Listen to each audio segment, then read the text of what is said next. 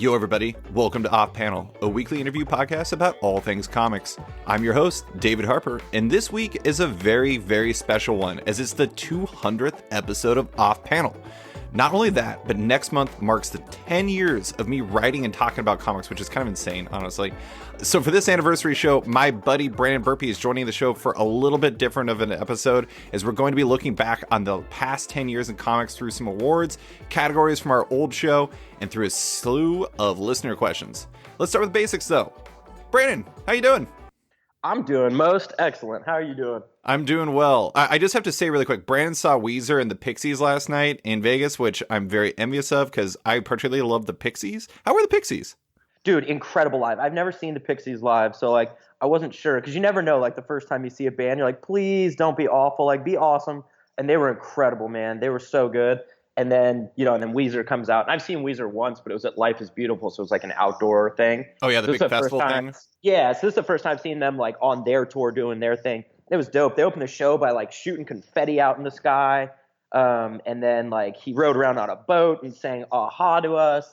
It was crazy. It was one of the best concerts I've ever been to. See, I love it when, and obviously we don't get this in Alaska. Now that you're down in Vegas, you get, shows that are proper shows. I feel like people, I bet bands circle Vegas on the date because they're we got to kill this one. Oh, I'm sure. And I'm sure they're we're going to kill ourselves there too. They're looking to party, man. Oh my God. Vegas, every time people come through, they're yeah, I love going to blah, blah. Last night they were giving a shout out to the Pepper Mill for one of the drummer for Weezer. It was just it was hilarious. What is the Pepper Mill? Out. It's just a bar restaurant type thing that's over, I think, at New York. That's a hilariously kind of it's basic super answer. Random. Yeah, it's super random. Not Bobby Flay's or anything like that. It's the Pepper Mill. Shout out to Taco Bell on 5th and Broadway. Ooh, no, but the Taco Bell on Las Vegas Boulevard is pretty dope. You can get those little icy drinks with alcohol in them. Oh, nice. I'm going to keep that in mind. Tacos and slushies with alcohol. It's great.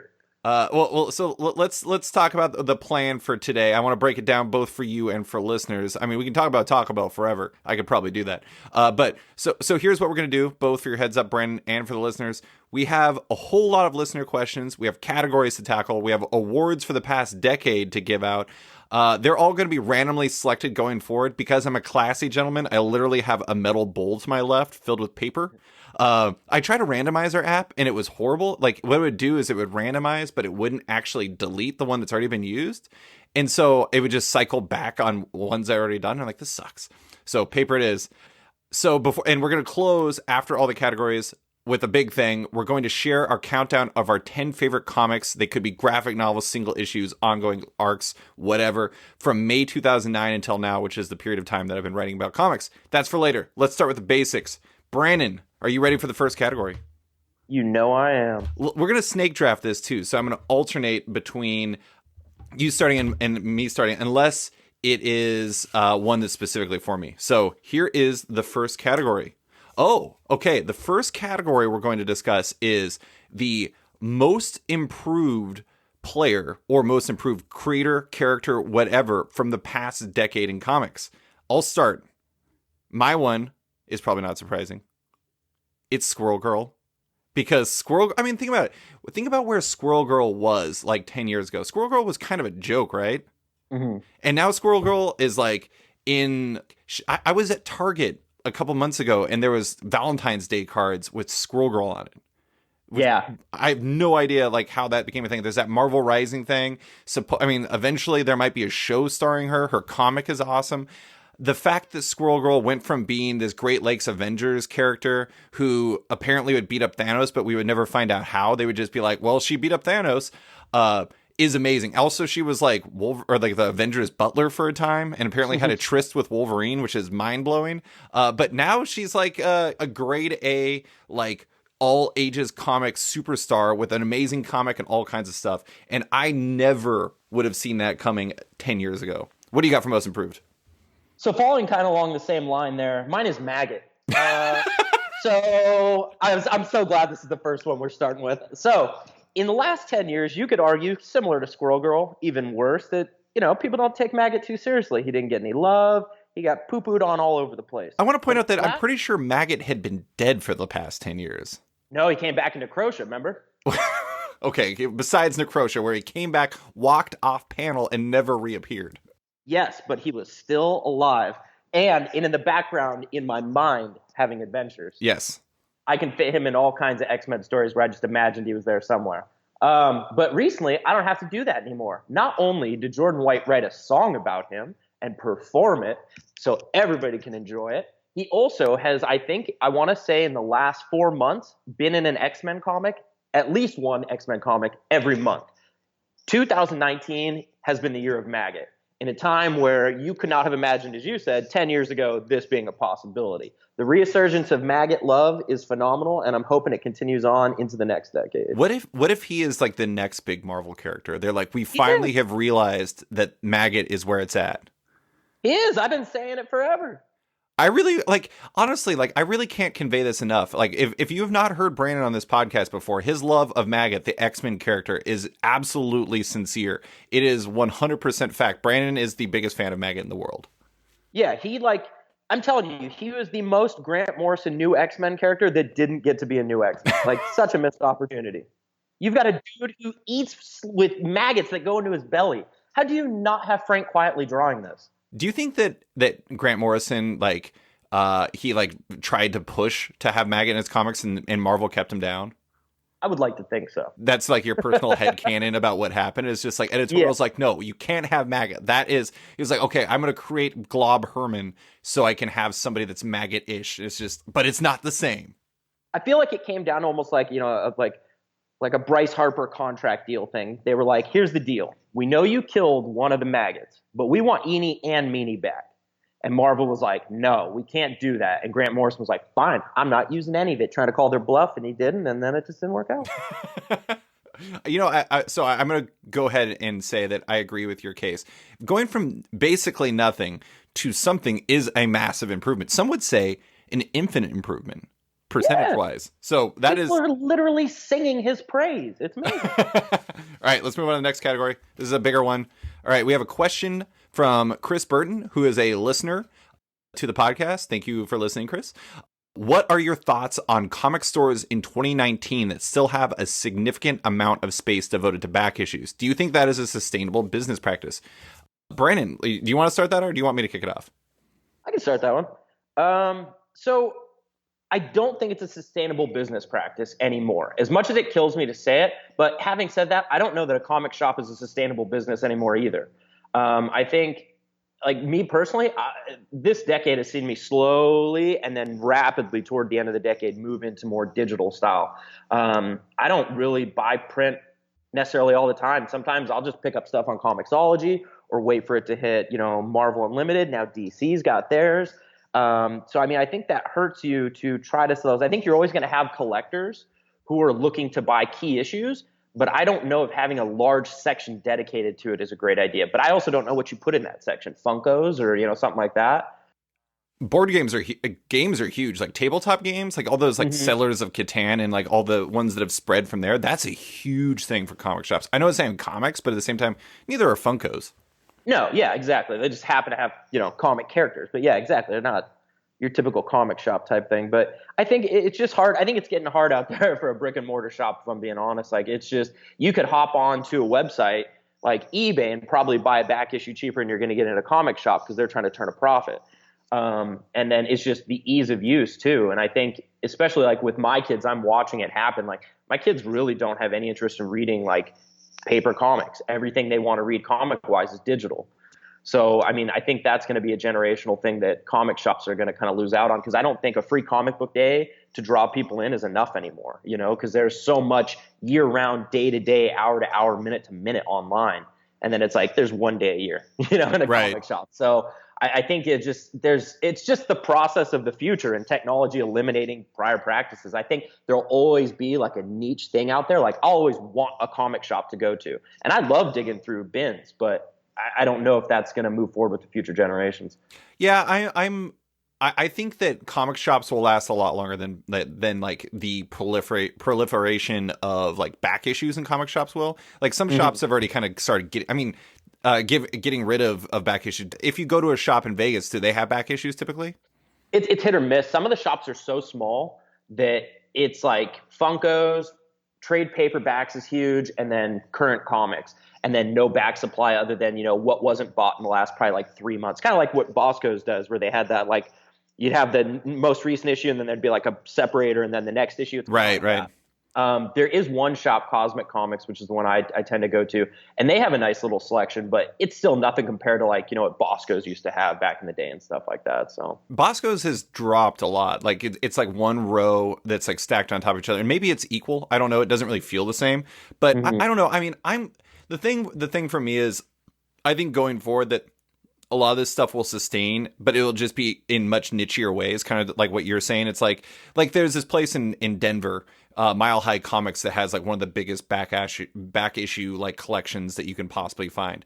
And I think that for people that read comics, there will be like interest in some of those things. But I think what it's becoming, what I've noticed from collectors is like, back in the day, like when Bosco's, our shop in Anchorage, Alaska, or Brian's previous shop, they would have the August sale, and you would go through there. God, yeah. Yeah, and you would find like these comics for a quarter that you're like, oh, I want to complete my collection. It's just like, at this point, it's just like, I'm more likely to, instead of buying like X-Men, 462 or Uncanny X-Men 462, I'm probably just going to pick that up, read it on Marvel Unlimited, because I don't particularly need that issue.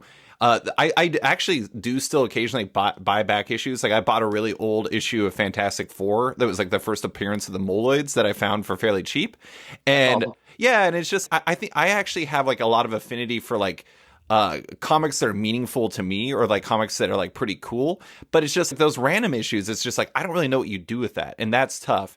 So I guess that like on a widespread scale, I don't think it's sustainable, but I do think that it will be a part of comic shops going forward, and even beyond that. Like I think there'll be niche things like, I had my comic garage sale where I sold a bunch of back issues, and there was a lot of interest in it. I think there's interest. It's just, it's so nichey, and just like, and a niche on top of a niche like comics can get pretty narrow.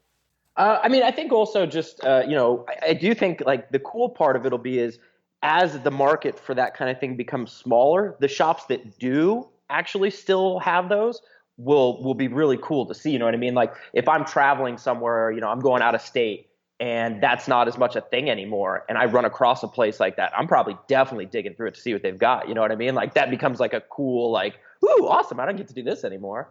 So, not to make it sound like this romantic day that Brandon and I spent together, but one time Brandon and I went to an antique store. The antique day was amazing. Yeah, we just went there and we looked through long boxes for like the entire day, and then we got wings, and it was great. And but it was funny. I remember I found a copy of like Uncanny X-Men 141, the Days of Future Past issue. Yeah. For $5, and it's just like, yeah. I mean, we found some great stuff there, and it's really. I mean, I still take great joy out of back issues. I guess I just don't know how successful it will be as like a business practice, if that makes sense.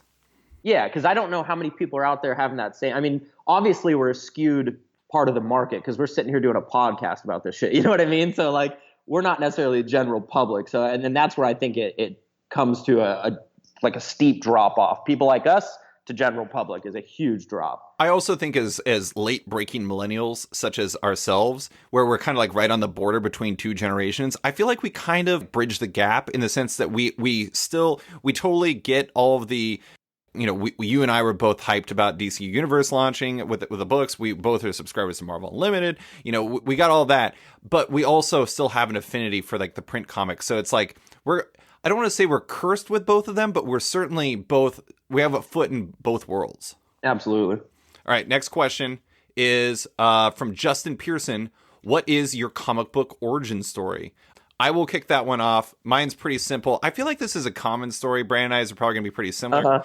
80s and 90s, people who got into comics, 80s and 90s, a lot of them kind of had like this, it was like almost like a recipe. It's like you had Batman the animated series and X-Men the animated series, and to a much lesser degree Spider-Man the animated series. You had the Marvel Universe trading cards. You had like the explosion of X-Men comics in the early 90s with all of, like the Jim Lee stuff and then all the stuff that led into. For me, a big part of it, the first comic I really remember reading besides like Calvin and Hobbes was the Marvel Transformers comics. The funny thing is like I honestly don't remember what the order of operations for those things were. It's like I don't remember which came first. I think it was Transformers first, and then I think it was probably cards and then animated series, and then I picked up like got into the X-Men comics. But that was kind of that was like my path. And like, you know, I had a skip 3 years where I stopped reading comics, got back in with like Why Last Man and Fables and Walking Dead, and I've been stuck here ever since. So I mean, I think that's a pretty common story. What's yours, Brandon?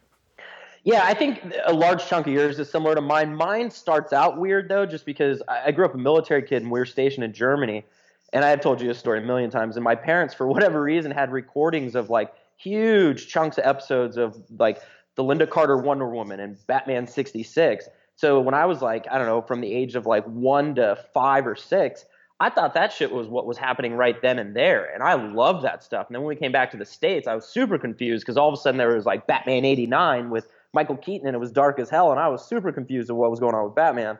But I was just out of order with everybody else. And then from there, you know, obviously the X-Men cartoon and then X-Men trading cards. Oh yeah, just really blew my world up. And then I got into actually picking up comics on a regular basis. Like the cards and the cartoons and the shows came first for me. And then, you know, and then obviously comics hit. And then kind of similar to you, I hit college. I think I read for like the first year, and then the next 3 years I really kind of fell off. And then I got in right about the same time. Why Last Man brought me back. I just randomly picked it up and it was amazing. And then, you know, around that same time, I think there was like Identity Crisis was going on and stuff like that. There was just so much good stuff at that point in time. That was like 2003, 4, somewhere in there. That was like right in the wave when like events were really coming back. And it's like then it was like Civil War and like Infinite Crisis. Those two were big for me. And 52 coming off of that. Like, yeah, that chunk right there was just such a magical time. I think it's funny, like you and I both have this like period in the early 90s and this period in like the early to mid aughts that were like really our formative times in comics, like what the ones that like kind of made us into the comic readers we are today. Yeah, it's weird because I mean, I definitely am a different kind of comic reader post that little gap. You know what I mean? Like before that, it was like kind of, you know, when I could afford it, I'd pick them up. I didn't really have much of a budget for comics. And then when I picked them back up again, then it was like, you know, me and you were like two of the people that bought the most at Bosco's. That got pointed out to me one time. Like we'd walk out of there with stacks of comics at one point or other. I was leaving like 22, 23 comics every Wednesday, you know, and I don't know that. And then, you know, buying back issues, it was a serious addiction for a while. But I had to complete everything. Incredibly, now that we're talking on a comic podcast, we actually read much less. Now that we're doing that, I mean, that if we actually still read that many comics, we wouldn't have time to podcast. Yeah. Funny enough now, though, I think I read more back issues than anything. I use Marvel Unlimited like it's going out of style. You know, for one of the questions we're going to tackle, I read a bunch of old issues for this. Like, we have, well, spoiler alert, we have a question about the best 200th issue. And I had to read some of them because honestly, I was like, I honestly don't remember. I don't remember any 200th issues. We'll get to that in a second. All right. Next category. Oh, this is a big one. Comic movie Mount Rushmore over the past decade. So for listeners that aren't familiar with the concept, familiar with the concept of Mount Rushmore, there are 4 heads. So we're going to pick our 4 favorite comic movies, not best, 4 favorite comic movies from the past decade. Again, May 2009 to now. Brandon, you go first. It's your turn. Okay, do you want me to list all 4? Do all 4. Do you want to go back and forth? Okay. So my number 4, and the way I went with this list is kind of like you talked about. I'm not saying these are necessarily like the Oscar winningest of comic book movies. Like these are just the ones that I typically will rewatch the most. Right. So number 4 for me is Civil War. I fucking love that movie. Coming hot off of like, you know, Winter Soldier and stuff like that. And then you get all the Avengers back together again and then they're fighting. Like that was just such a great movie.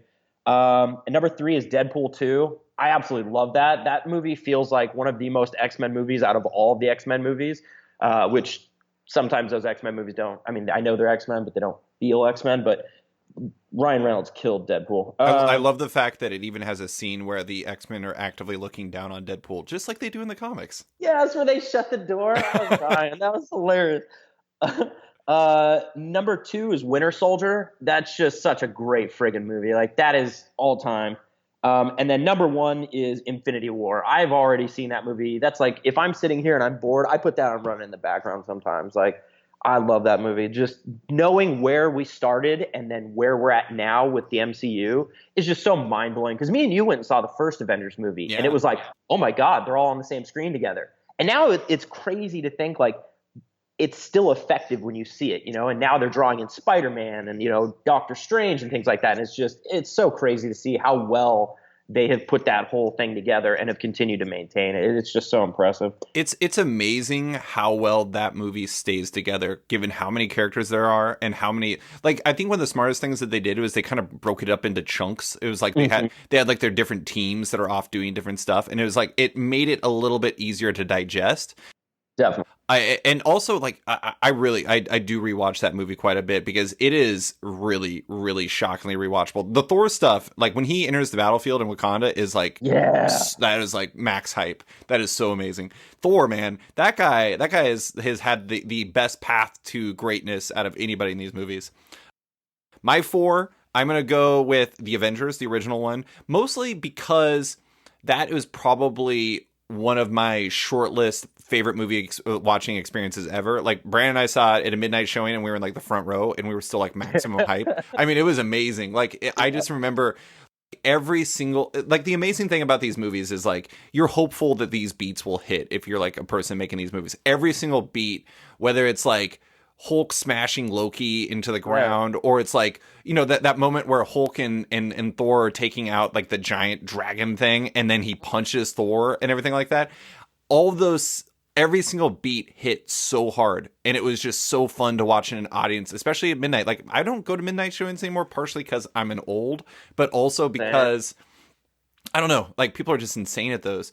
But I really enjoy, like, that experience was amazing. Guardians of the Galaxy, another unbelievable rewatchable one. Volume 1, Volume 2, not as rewatchable, not as good. I love Volume 2. It's pretty good. It's just like, I don't know, there's a lot of not so good stuff in it for me. I don't know. This is not ordered, except for the top one. Dark Knight Rises. I'm not on, like, most people would probably say that that's the third best of the Christopher Nolan movies, but I love Tom Hardy as Bane. Brandon and I talked about this recently because we both love Tom Hardy as Bane. I think that movie is, if you really think about it, kind of nonsense, but it's like, it's a comic movie, so like, I'm cool with it. And great nonsense. It's great nonsense. I'm like, I don't care why there's like a doctor who can punch Batman in the back and like hang him on a rope for a while and his broken back is fixed.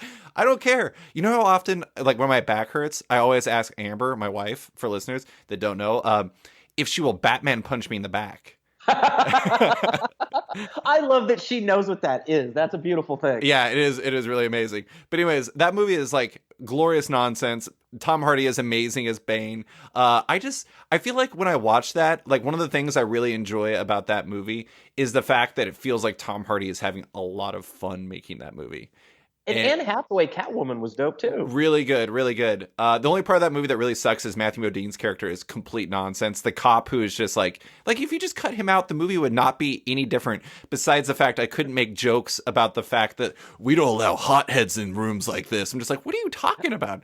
This is like Joseph Gordon-Levitt's character is the most calm person in this movie, and you're constantly calling him a hothead. This makes no sense. Seriously. And number 1 for me is The Winter Soldier. I love The Winter Soldier. I have watched that movie a million times. It is amazing. It is, and the fact that it has Brubaker in it as a nod is just like chef's kiss. Beautiful for me. I love it. Yo, everybody. I want to take a second to talk about my friends at TKO Studios. TKO Studios is a new comic publisher that launched with what the New York Times calls an impressive slate of talent. They publish books by top creators, including Roxane Gay, Jeff Lemire, Garth Ennis, Gabriel Walta, and many more. TKO also does things differently than other publishers. They binge release their books and offer each title in whatever format you most enjoy reading your comics in, whether that's a 6-issue set in a collector's box, trade paperback, or digital download. I'm a single issues guy, so I went that route and I love the collector's box. Even better, all of TKO's first issues are free to read at tkopresents.com right now.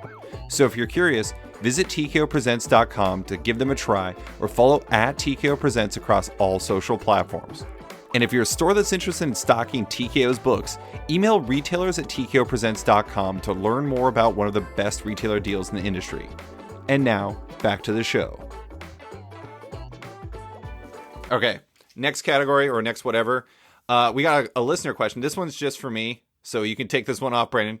If you could no longer host off-panel, who would you want to succeed you as a host? Honestly, this is a terrible answer, but the real answer is no one. It's like, here's an example. My dad is a water well driller. His business is called Alpine Drilling. He is the only employee. If he sold his business to somebody else, it just wouldn't be the same. Like, it would just be like a completely different experience. So it's like for off panel, if I hand it off to somebody else, it would be a completely different podcast and it just wouldn't be the same. If I was like gun to my head, had to pass it off to somebody, I'd pass it off to Brandon because Brandon and I jive on this stuff and we like to talk to people. Or extreme left field pick, I'd pick writer Brendan Fletcher because Brendan and I very much think the same way in a lot of on a lot of different subjects. He's got a great perspective on the business. He's interested in a lot of the same stuff as me.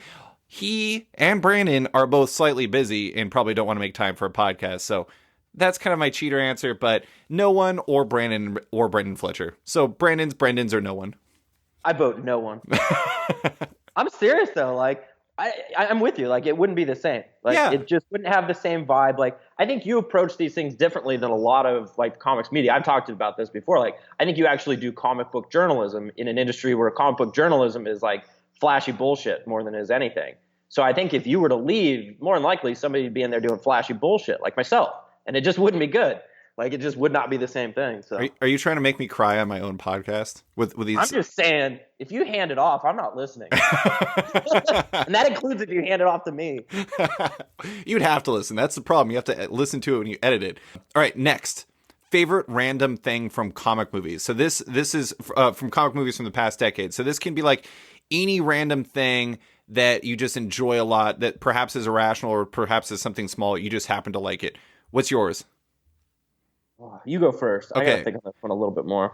So my favorite thing is like I love the fact that these like movies, like for example the Marvel movies. One of the things I love the most about it is just not only do they have stories about like Doctor Strange or like Guardians of the Galaxy who are like a little weird, but like you're like okay, I could see how this works as like a movie. But they throw in characters like Arnim Zola, a dude whose concept is he's a large robot body with a hologram face or like whatever in his chest, and they like make him work in a movie, both as like a series of servers who have a weird war games face, and also as like a Swiss scientist. And then like you have Cosmo just randomly being in the Guardians movies. So you have like a Russian cosmonaut telepathic dog who never actually says anything, but he licks the collector. And then you have like another character that I really love in terms of the Tom Hardy, this person seems to be having fun, is Andy Serkis as Ulysses Claw. Mm-hmm. That character is stupid.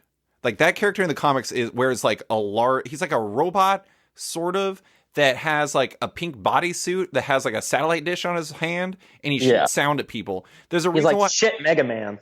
He is 100. He is like a bad Mega Man villain, and he just isn't used in the comics anymore because he's kind of stupid. But Andy Serkis made him awesome, and Marvel made him awesome in the movies, and that's kind of incredible. So yeah, I enjoy the fact that they've managed to not ignore the stupid parts or like the weird parts of these universes, and they've mined gold from some really dumb stuff.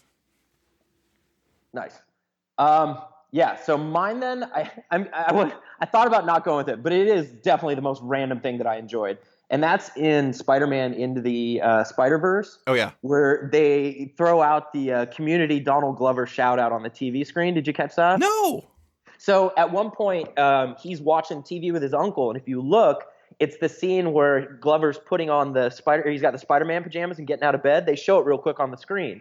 Oh, my God. I love that just because, for a long time it was like, everyone wanted him to be Spider-Man. Why can't I be Spider-Man? Then all of a sudden we get Miles Morales out of it. So it just seemed poetic that, Miles Morales gets a movie and there's Donald Glover. Like, that's dope. Yeah, that is really dope. I get hard over that. And the other best part about it, because you know how I am with my kids and those things, some of those things enhance the experiences. Me and the kids binge watch Community. So Dex is the one that actually caught it the first go around. So he was like, Dad, look, it's Troy. And I was like, oh, and I missed it. And then we went back again, and I was like, oh, that's so awesome. So yeah, it was great. I'm gonna have to or watch that again. I have that on digital and I watch it a lot. It's so good. That was a close contender for my top 4, but that movie is one of the best in terms of Easter eggs. It is so smart in the way that it like includes all this history stuff. Also, it has like random things, like it has Steph Curry in that universe as a golfer. Have you seen that?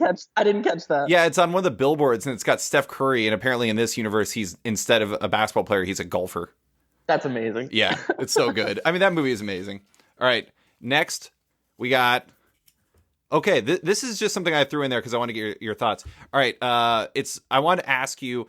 I don't know if you've got it yet, but you and I have both wanted the DC Universe app forever, like a DC Unlimited, effectively. We have that now, sort of. We have this like in progress rough draft that's building up and is going to have 20,000 new comics on it.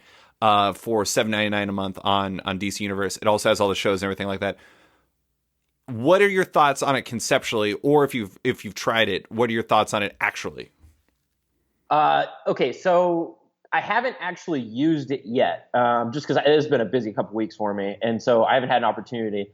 I did use the app to watch shows, but I haven't used it for comics. But conceptually, brilliant. I'm so stoked, and that they're dumping so much of it out there so quick. Because now you've got, I mean, we've talked about for years how badly we'd love to be able to dig back into the DC stuff. Big time. And so to actually have the opportunity, like as soon as I saw it, I texted you. I was like, dude, they did it. Like, because we've talked about it so much over the years. And I was kind of like, I know when they first opened the app up, it had some comics, but I mean, it wasn't like a stellar collection. Right. And it was really random. Yeah, really random, real spotty. And I kind of just assumed like, this is what we're going to have probably for a few years. They're going to focus on the movies and stuff and TV shows. And then, yeah, I was not expecting it. And then I think this week they said they were dumping like 2,000 different Golden Age comics in there, some shit like that. Yeah. Like, incredible, man. Like, I'm so stoked. So once things die down a little bit, I'm definitely picking it up, especially for the price point. I mean, I think I said this to you, like, I almost feel like it's taken over Marvel's top spot. Like, it may not have as many, but you also get original TV shows, like the old movies and TV shows that everybody loves from DC. Like, Marvel's got to figure out how to incorporate that and step their game up now. And that's the best part of this, is maybe they will, and this will become a new, one-upmanship type game between the two for digital, which would be incredible. Well, have you looked at the Disney Plus app? I have, and they've got to find a way to, I know they were talking about bundling ESPN Plus and Hulu and that. They've got to find a way to get Marvel into that, because if they could slide the Marvel Unlimited in there, you could draw people in, man. That would be a huge draw. I don't. The problem with that though is like, why would you would have to willfully make less money by integrating that in there, or you'd have to make it cost more, because right now it's going to be $7.99. The thing that blows me away about that is the fact that you're going to have like 3 like MCU shows right from the jump. You're going to have The Mandalorian, which I'm super hyped for. So hyped for. And you're going to have there's going to be a lot of really great stuff in there. I'm a little creeped out by the Lady and the Tramp live action edition. That's not something I ever really needed in my life, but whatever. Nope. I'm sure there's a market for that. For me, DC Universe, I just got the app because of that. And, I wasn't in day one on Marvel Unlimited, and people still say that there's a lot of bugs with it. I don't have that many bugs with it.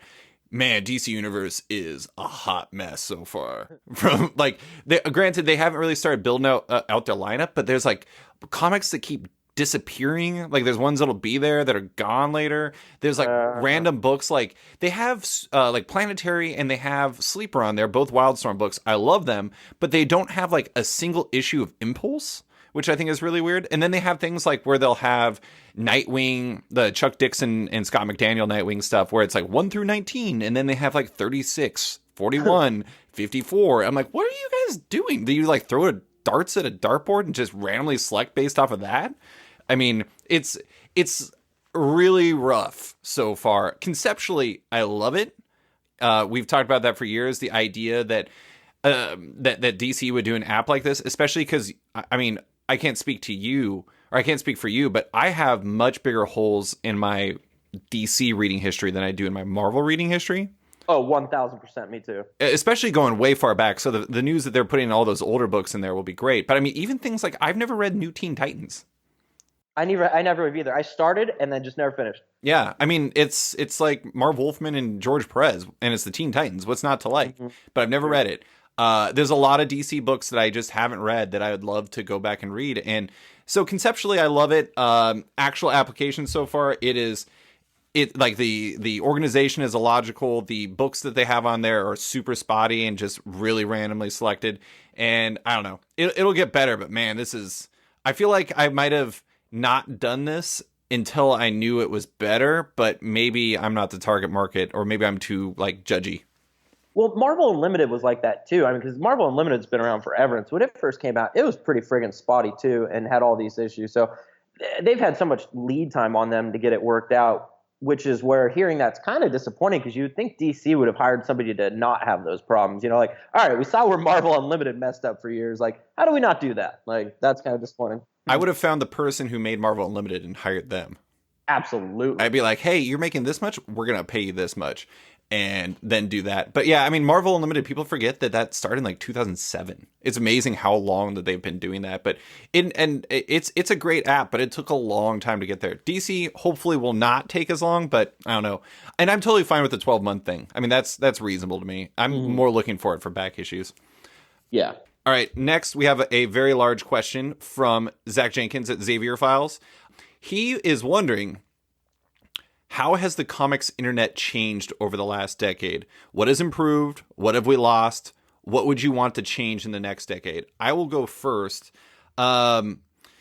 So I actually wrote down answers for this just because I want to get my thoughts organized. I mean, change, like in terms of how has the comics internet changed over the last decade? I think it's really less about how the comics internet has changed and more about how the internet itself has changed. It's made it really hard to monetize stuff because everything is based off of clicks. And because of that, you kind of have like comic sites in two directions. You have big sites driven by like a desperation for clicks. And so they pummel people with like all these articles that may not be very good.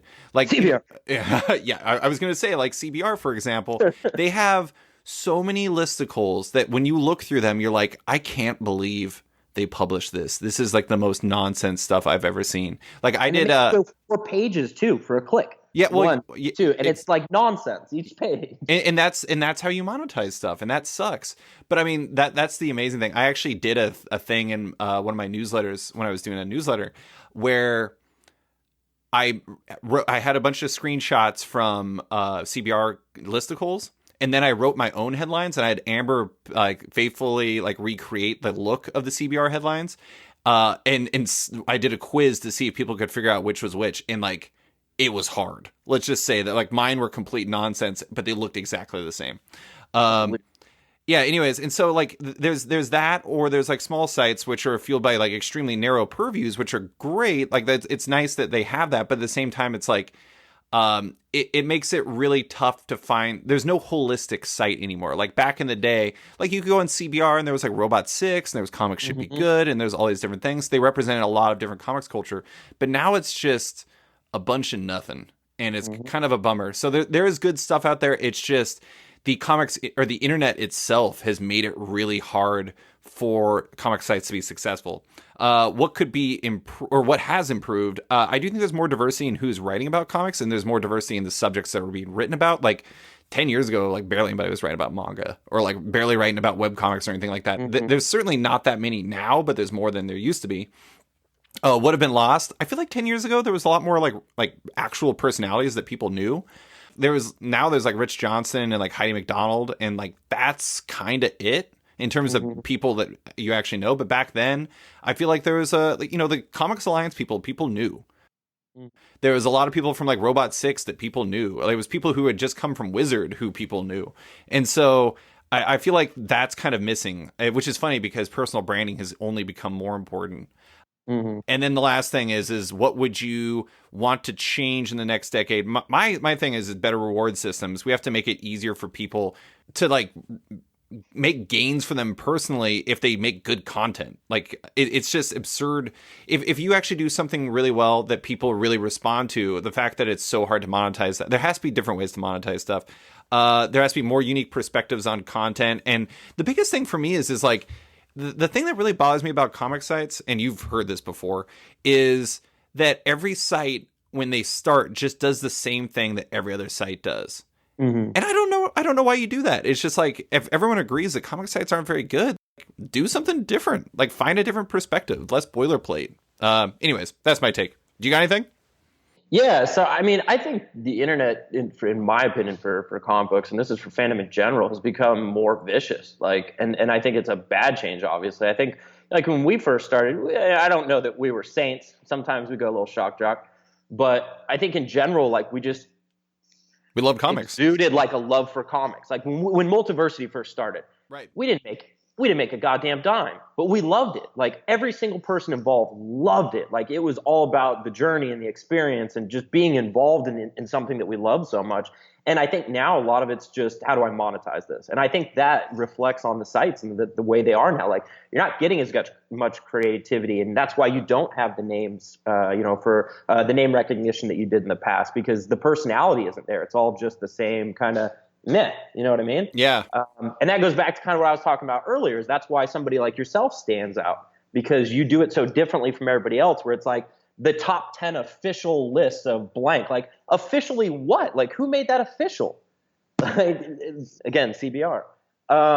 And just, I think for me, I don't use comic websites as much anymore. I mean, I'll hit up Bleeding Cool from time to time, but CBR's kind of annoyed me out of using them like recently. I think they've scaled back on the amount of articles you have to click to the next page on. That's but exciting. It's still, yeah, but it's still too much. Like, it's just, and they write these articles that are like, you could condense it to one page, but you're clearly trying to get clicks. And I'm just not about that game, because now I can feel like all I need to do is skip down in the article, find the Twitter thing that you're putting in there, because you're not even really writing an article. You're just saying, hey, look, creator so-and-so said this. Like, I have a Twitter feed for that, guys.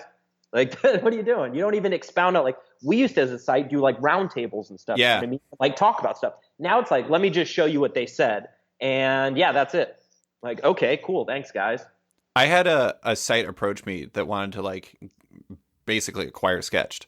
And they told me that if they ran one of my long forms, they would actually split it into like 5 or 6 articles. And I was like, it wouldn't make sense if you did that.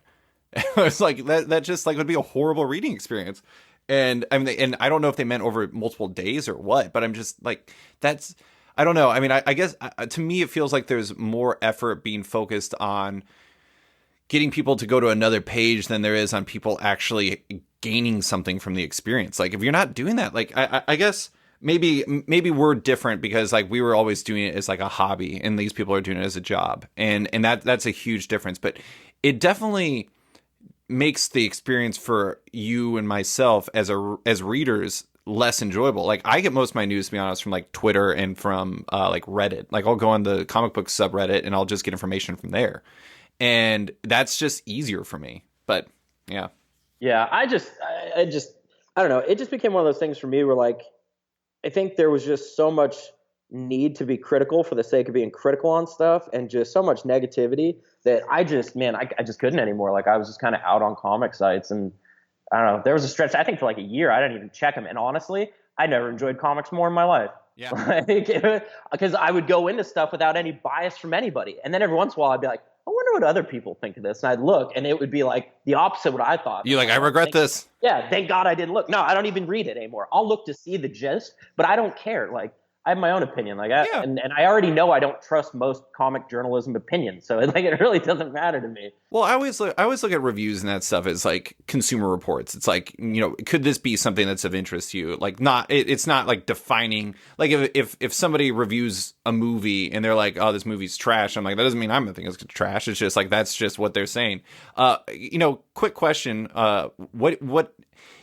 What do you think a site you would look like? Is there something that you would think would be interesting if you could like design a site for Brandon Burpee, or the type of things you would like to read about comics?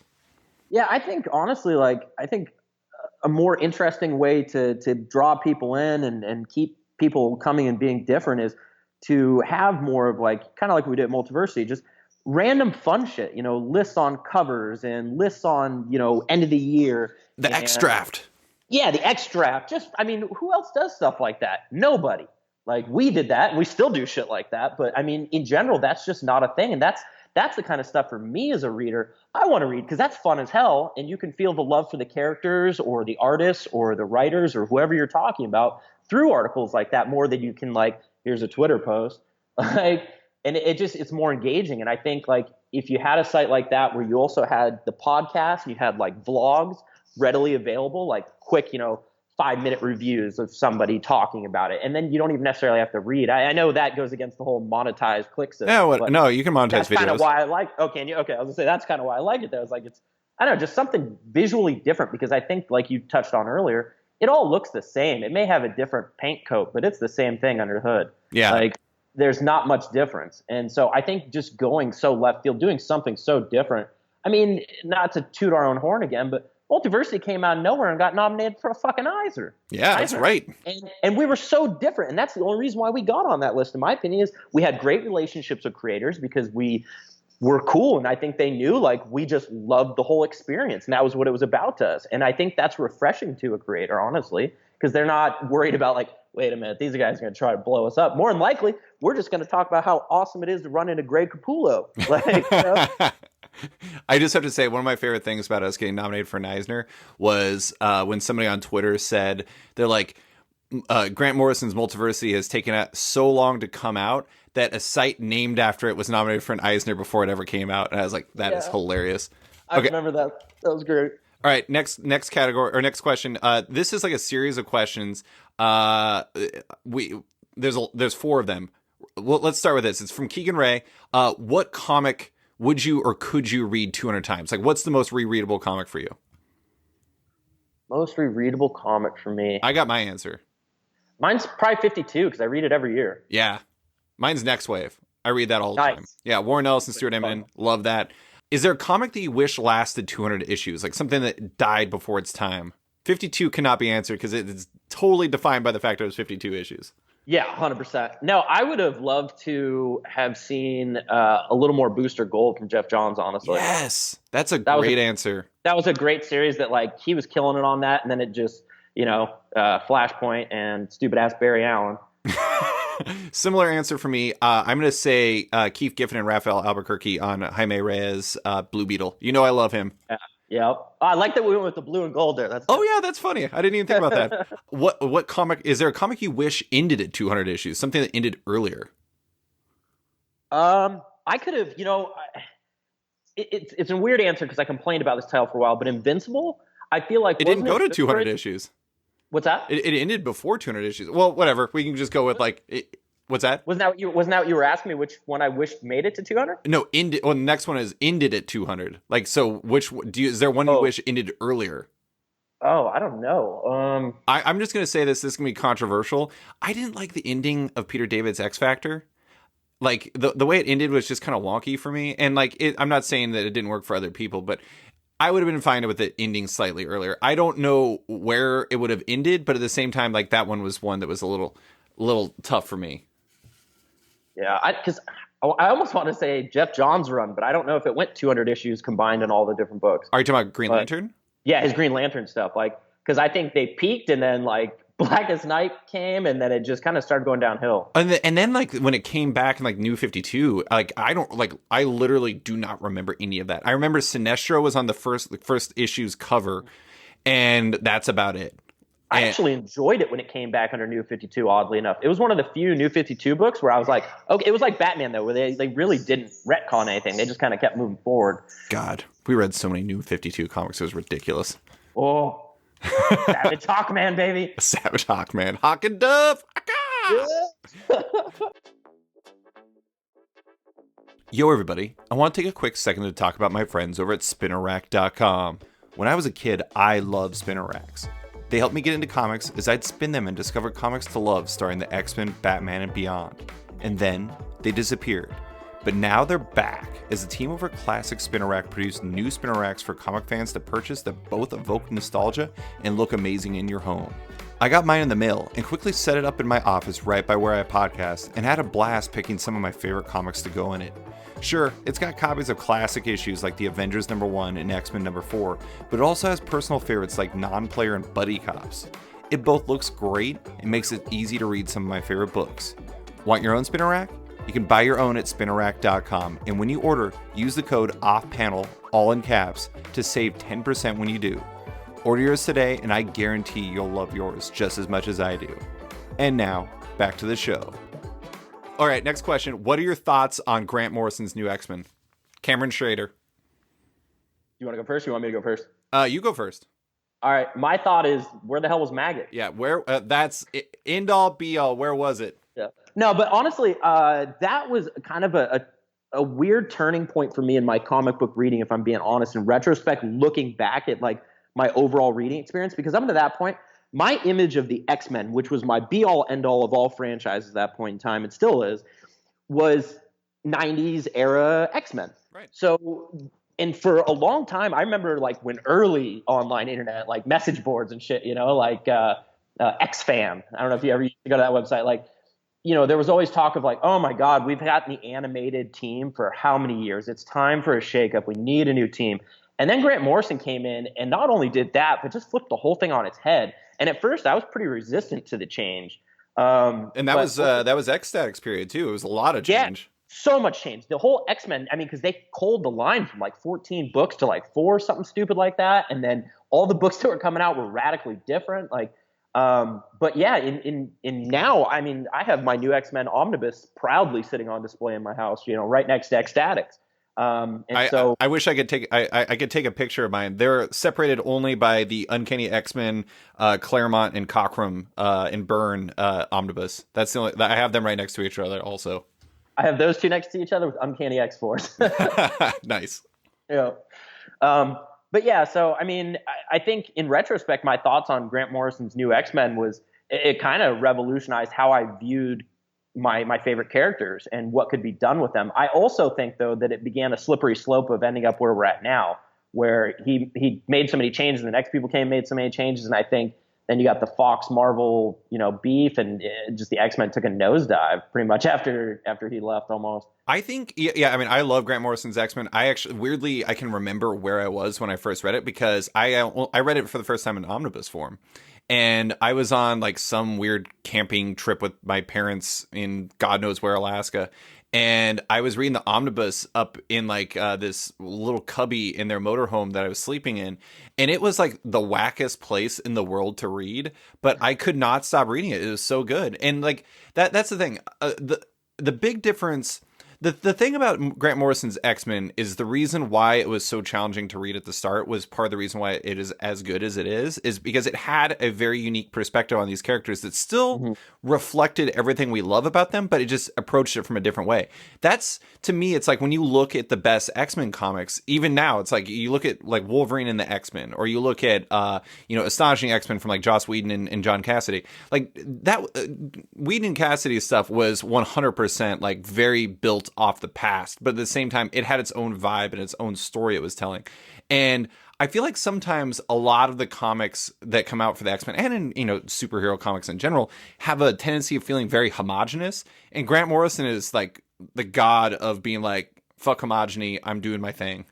And for better or worse. Yeah, and I respect the hell out of that. Do I universally love that? As you well know, no. But at the same time, I did love New X-Men. And Frank Quitely, everybody on that art-wise was pretty amazing. Besides, I was not a huge Igor Corday fan. Oh my God, that's exactly what I was going to say. Yeah, it's funny because Igor Corday's like fine art stuff is amazing. Like Amber sent me an article from Design Boom that showed me some Igor Corday art, and I was like, good God, this guy's good.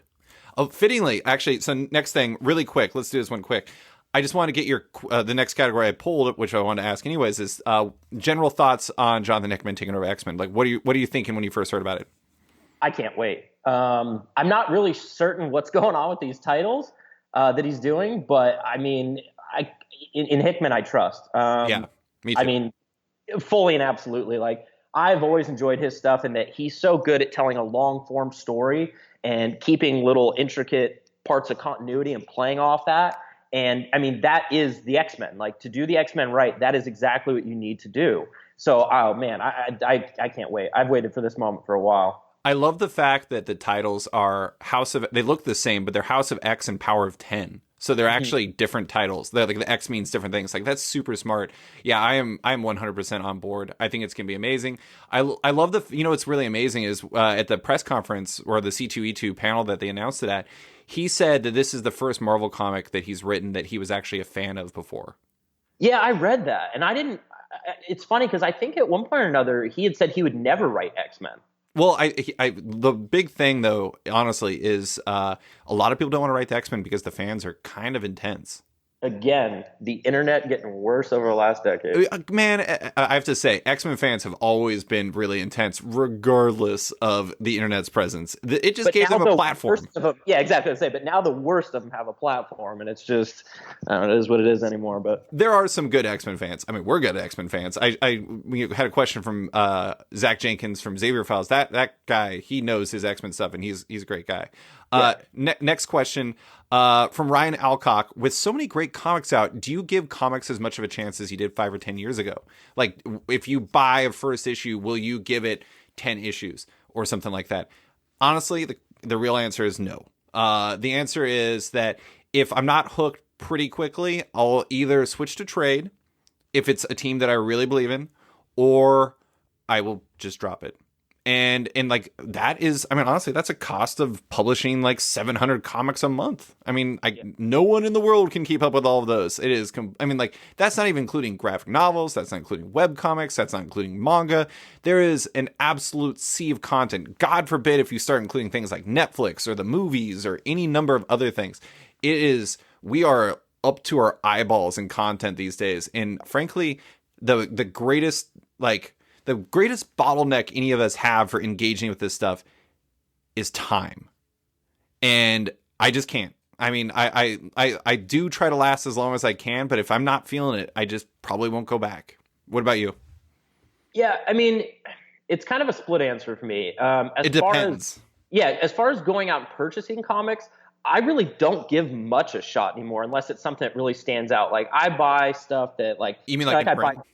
Yeah, in print, yeah. Like I buy Batman in print, Flash in print, various X-Men books sometimes, depending on what it is. Like, I mean, there's certain things that I buy and I'll buy. Otherwise, if I'm going to give something a chance, I'll wait until, for Marvel at least, I'll wait till it's Marvel Unlimited, and that's where I'll give it its chance. Yeah. And so it doesn't really benefit the company, I guess, because they're not getting my money for individual issues. But that, again, goes back to there's just too much out there. Everything's getting so much more expensive. And then, you've got – at the time you did New 52, and it was like what, or not New 52, but 52. It was a weekly comic for what, like $250, $225? I think it was I don't know, honestly. I really don't remember. I would say somewhere between $225 and $299, but I don't think $299. Yeah, it was on the cheaper end. And now you've got, like Avengers 4 times a month for $4 a pop, basically. And it's like, what are you guys thinking? No way. Like, you're already limiting what I can try.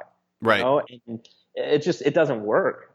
So if they want me to give something a try, I'll be giving it a try on Marvel Unlimited, which sometimes has worked out. I've really enjoyed Venom on there, and some titles like that. But yeah, no, I wait for the most part on that now. It is kind of funny. It's like I think that one of the weird things about reading comics through like Marvel Unlimited or through other things is because there's that 6-month gap.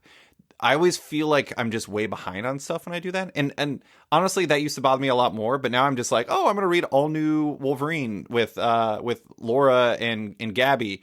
And I was like, wow, this is good. Like, no wonder why people were talking this up so much. Like that was a fun run. It's a super great book. And it's just funny, though, because I kind of lose myself in the conversation. But I guess, does that even really matter? And the answer is not really. And the sad thing is I have a podcast, so I probably should care. But I do read. I mean, I read plenty of stuff. Don't get me wrong. But it's like there's some stuff where I just don't got time for. And it's sad truth. All right, next. What do you think of the rise of comic movies? Like in the past decade, do you feel like that this isn't a question for me, this is something I threw in there. Do you think does that impact like how you like comics? Does it feel like a replacement?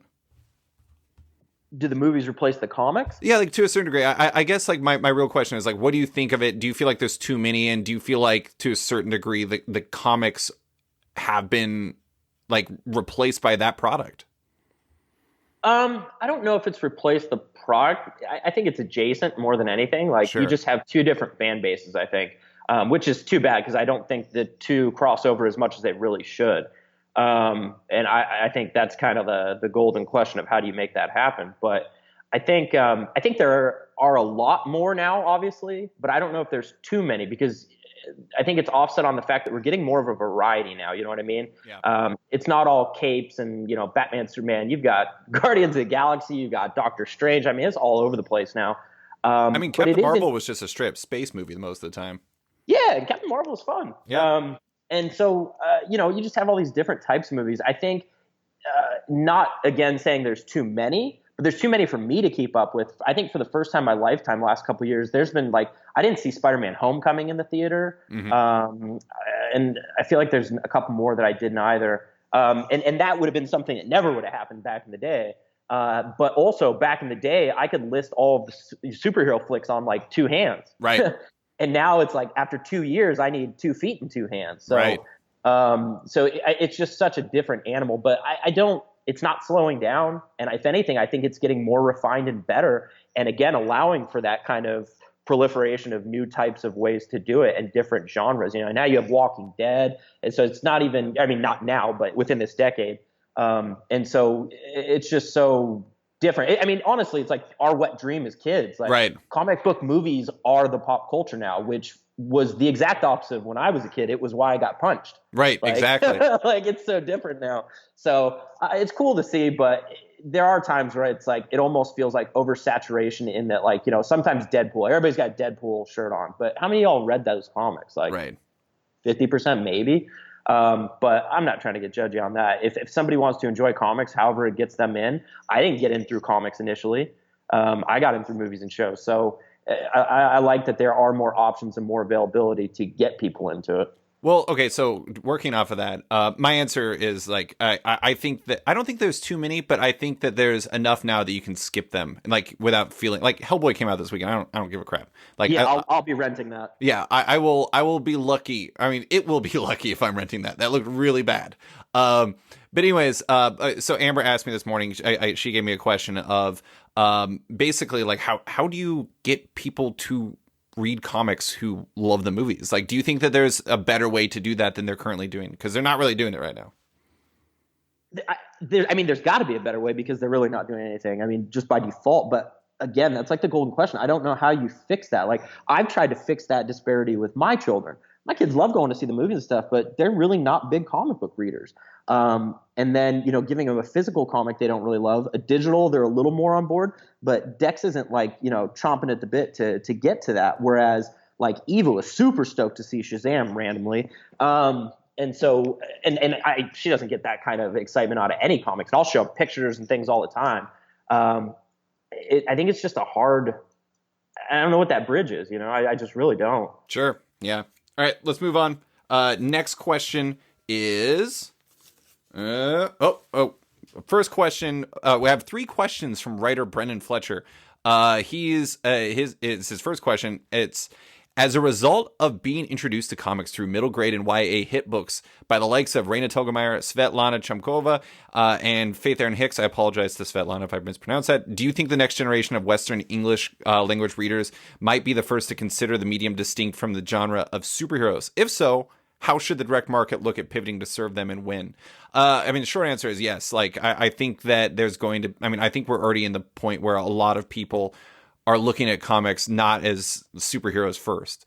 I think that's happening in a lot of age groups. And I certainly think that the people who are growing up on Bone or growing up on Raina Telgemeier or on Kazuo Kibuishi are definitely growing up with a different perspective on what comics are.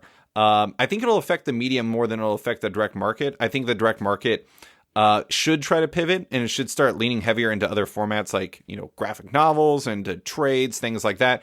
Find ways to promote buying graphic novels, make things friendlier to different ages and genders. I think that's the biggest thing is shops have to try harder to be inclusive, because right now they're not always that. There are a lot of really amazing shops that do a lot of great stuff to try to encourage other readers, and then there's other shops that are pretty classic dudes caves. So it's tough. You got to find a balance. But the problem is I don't know if those types of readers are going to be the ones who are going to go to comic shops for the comics.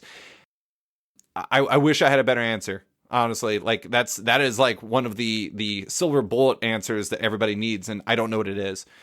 Brandon, do you got any thoughts?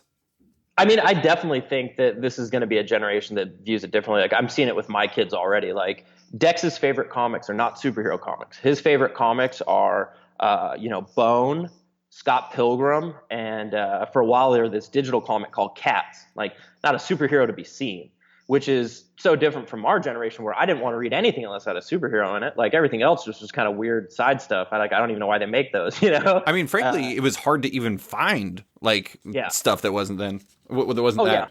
Yeah. 100% for me because I grew up on military base. And so like I only had whatever they had on the spinner rack there. So there could be months where I'd have gaps where there was no X-Men comic or no Batman or something. I just had to kind of try to figure out what was going on because the internet was not a thing. Yeah. So them ever stocking anything that wasn't Marvel or DC just didn't happen, period. But, I think again, like you said, though, now with digital, you can access anything if you really want to. So, right. And you can go and, look at something like Dex could get on Comixology and look at Bone and it'll tell him, hey, you'll probably also like these. Right. So you can expand that out. And so I think that's just going to open it up because, even if I had picked up something that wasn't superhero, I wouldn't know where to go from there. And now it's just so easy. I don't know if they need to shift it as much as I don't think that's something the industry can do. I think they have to find a way to just facilitate it as it happens. Right. Because they can't plan for that. It's going to happen and it is happening, but you can't timetable something like that. So it's hard for them to steer. Even though I don't have kids, it is something I think about a lot because it's like such an essential question. But I don't know. I think we're going to get back to that, honestly, because one of my questions for you might be related to that. All right, next category. We actually have a category. It's one up, one down, in which Brandon or I, one of us choose which one. Like for the past decade, one person thing idea that was up, and the other person gets to choose down. So you're up. Do you want one up or one down? I'll take down. Okay. Ooh, dang.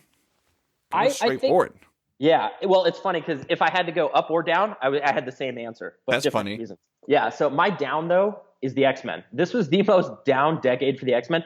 It started out pretty awesome, actually. Like you had some great books, like Wolverine, the X-Men, X Factor, Uncanny X-Force, and then slowly, like they just flushed the whole thing, and like no, and I don't mean that in an awful way to the creators involved. I think there were a lot of restrictions going on behind the scenes that really impacted kind of the stories that could be told and how many of these stories could be told and what type of talent they put on books. And I just don't think that I don't know. I feel like X-Men was almost a no man's land for like the last 5 years as far as Marvel's not promoting it. They're not making cartoons. It's hard to make something that catches on if you're a creator when they're not paying attention to it themselves as a company. Right. And then at that point, it becomes how much effort do I really want to put into it because they're not promoting it anyway. I'll just collect the paycheck. Not to say that anybody is, but that's an easy trap to fall into, I think. Mm-hmm. But, I mean, there definitely have been some shining moments. Don't get me wrong. I mean, you got X-Men Grand Design, which was a goddamn masterpiece.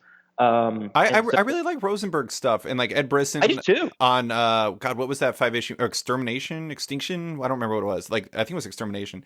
But that those were both really good books. And like Rosenberg, like he did I went back and read Astonishing X-Men on Marvel Unlimited, really good. But no, the funny thing is, my one down would have been the same. That's funny. Yeah. I'm gonna go with one up. Mine is kids comics. So fittingly, coming right back to that, I think it's really cool how publishers like Scholastic Graphics and like First Second and other publishers that do younger reader comics have kind of become like they've found a good way to almost become like the Pixar of comics. These comics that are great for young readers, but also are great for, I love a lot of kids comics like Amulet by Kazu Kibuishi is amazing. I love Faith Aaron Hicks's the Nameless City trilogy. Like that's a remarkable stuff. There's a lot of really good comics out there that aren't maybe necessarily aimed straight at me, but they work because they're comics that could be for anybody. And I think that's something that's tough. Like in an industry that's filled with niche readers, the fact that these younger reader comics are so good at speaking to anybody because they have these like universal experiences to them. I mean, like look at like Raina Telgemeier. She had this book called Smile that was a massive hit.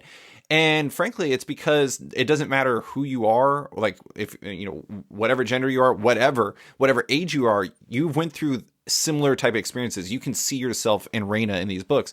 And I think that's remarkable. I just think it's great that there are so many different comics for kids to read these days, that like Dex can read Cats, or he can read Bone, or he could read other things like that, and not necessarily read comics that would, I mean, he might not read it if all he could read was Teen Titans, you know? Mm-hmm. And so I think it's cool that you have more options now. And I think that will lead to a healthier future for comics. Oh. I like it. All right. What do we got next? We got, we got verses. We got another category. So for listeners that don't know, and you probably don't know, verses is where Brandon and I, basically there's 3 categories. It's like, God, what is the show? The ESPN show that pardon the interruption. PTI. Yeah, PTI. Where we take 3 categories, we take opposite sides. They'll be decade based in this case. If you can, comment, like tweet me, whatever, vote on whose answers you like best. Any sort of, basically, we just want to know what you thought on our takes. We're going to have, they're not really verses so much as we're just going to have different answers on these subjects. First one is going to be the random one. Which superhero do you think, you just went out with your friend Travis out to the clubs. Mm-hmm. If you had and I also put in a different wrinkle for me, but which superhero would make the best wingman or brunch buddy if you prefer going out to get a delicious breakfast burrito the next day? I'm going to have to go Tony Stark. Ooh, yes. I feel like that would just be such the money option, like literally and figuratively. I mean, especially here in Vegas. Yeah, please. I mean, if this is the real world, instead of Trump Towers down there, it'd be Stark Towers. You know what I mean? Like, so, not to say Tony Stark is Trump, because he's not. Right. But, I mean, yeah, dude, Tony Stark out here in Vegas? Ooh, yeah, that'd be fun. Also, you wouldn't have to pay for anything, which is a huge advantage. Nothing. And if I got, like, time traveled out, he could take care of me. Mm-hmm. We'd be good. He could get you Iron Man armor, although you'd probably, I mean, that's definitely a DUI type offense. Oh, man, can you just imagine me drunk in some Iron Man armor? No, I do not want to imagine that. That would be horrible. Yes, epic mass scale destruction. Okay, so my answer for, because I would go the brunch buddy route. Honestly, like, this is kind of weird because it'd be a weird person to eat with when you're eating out, but I would go with Hank McCoy, Beast. Like, it'd be kind of fun eating with a large blue fur person. But also, I just feel like Beast is, like, low-key one of the coolest guys in comics. He's, like, really smart. He's funny. He can do all kinds of tricks. I feel like people would be very interested in our conversation. I think he'd be a good dude to hang out with. Yeah. Also, he could do some science stuff. Maybe he has some really. I feel like he would have strong thoughts on breakfast foods or foods in general. Actually, I don't ever come up with ideas for like comics, but I came up with an idea for like a recurring comic strip called Breakfast of Champions, in which the champions go out and have breakfast together, which would feature Beast and Angel and Iceman. I like it. I'm surprised Maggot wouldn't be your brunch buddy. Wouldn't that be fun? Yeah, what if Eenie or Meanie comes over and eats my food? No. No. I would think that's like the least of the issue. Then you got to watch it like crawl into his belly while you eat. That's disgusting. No, I would not. No, I'd not be into that. All right, next one. If you could change one thing about how Marvel and DC do business, what would it be? Prices and frequency of release. That's not one thing. That's 2 things. Oh, yeah, you're right. I don't count well. I went to Chugach High School. Then I would say price, because you could leave the frequency alone if the price goes down. I think it's just you have too many options for too much cost, and sometimes I think it gets overwhelming, and people are like, yeah, I'm just going to save the money, and I'm going to get Marvel Unlimited, So I would say price. I think, I don't know, I just don't understand, like, the process of doing things has got to be getting cheaper over the years, not more expensive. Like, I still just will never understand the huge price jumps, and just, I don't know. I think if you want to draw people in industry, you've got to find a decent price point. My answer, that's a great answer. My answer is, like, you have to find, and this isn't even really an answer, but if you have to find a way to make these comics easier for people to read. And like, basically, like, I guess my short answer is like, you have to stop rebooting stuff. That's really it. Is like, you have to find a way for people to understand what they're buying and like where it's going. Because frankly, when, like, take a good example is they have the Avengers series going on right now, and then there's Avengers No Road Home. And like, technically those are both in the legacy numbering happening in the same like 20 issue window, and they both count for Avengers. And that's just weird. It's not that big of a deal, but it's just annoying. I'm like, stop making it so hard to read comics. Just 1, 2, 3, ongoing, keep going, we're done, boom. I mean, like, I was rereading issue number 200 for a lot of books in preparation for this, and it was not that hard to read that. Simplify. Last one. What type of fans are more insane? Comic fans or sports fans? Ooh. I don't know. That's a hard one. I'd go wrestling fans. But, That's a sport. That's a sport. Yeah, sports entertainment. I'll take it then. I'd say wrestling fans. Wrestling fans are fucking crazy people, and I'm one of them. But man, people are crazy. Okay. Okay. Oh, you go ahead. Go ahead. Oh no, man, there's nothing else to be said. Everybody listening to this who knows wrestling knows that wrestling fans are fucking out of control. Like, there's no other type of entertainment where the fans literally will take over the show and hijack it because the crowd will start. Like, seriously, like. At one point, there was a wrestler, Roman Reigns, who left because he had cancer, came back, everybody loved him. But before he left, WWE was pushing him so hard, and the fans resisted. At one point, after a big pay-per-view, he came out and tried to talk. They booed him for 8 minutes straight, went to commercial, came back, and just had to scrap the segment. Yeah. Like, fans just take over. And, you know, people's careers are made off of shit like that or broken. Like, it's like, comic creators should be so happy they don't have to do what they do in front of a live audience. Like, you imagine it's like Twitter and like comment sections, but in real life, it's awful. Especially in wrestling, because like they really let their feelings like be heard. I'm gonna go with sports fans in general, and here's my biggest thing. Like, I try to participate in the conversation with a lot of my teams, but here my biggest problem with sports fans is, I would say, maybe this is just a vocal minority, but the majority of people who actively talk about sports, like the Indiana Pacers or like the Seattle Mariners or like, you know, any of my teams, New England Patriots, they seem like they hate the team more than they like the team. Like, honestly, like Pacers fans, I feel like most of the time hate the team more than people who actually like hate the team because of some, like Detroit Pistons fans who may have gotten punched in the face by former Pacers hate them less than actual Pacers fans. Like, there's so much self-loathing in sports. It blows my mind. I don't get it. Like, I really love sports. And if like the Pacers aren't good, I'm like, whatever. If they get swept by the Celtics, that's fine. Like, we lost Oladipo. Things are tough, whatever. But at the same time, it's just like, while there are contingents of comic fans who I think have a level of self-loathing, I don't think it's as intense as sports fans. And maybe that's just a volume question, but that's my pick. Well, hold on, real quick to touch on that. Let's be fair, though. You're a fan of the Pacers. They're not, you know, Golden State or the Spurs, but they're consistently in the mix. Now, try being a Suns fan and having Robert Sarver as your owner. I have a lot of hate for a team that I love so much. You don't hate Devin Booker, though. You hate Robert Sarver. I hate Robert Sarver. Yeah. And I'm definitely not going to hate Zion when he gets there either. But I hope you get Zion. You don't need Zion, honestly, but I want Ja Morant for your team, honestly.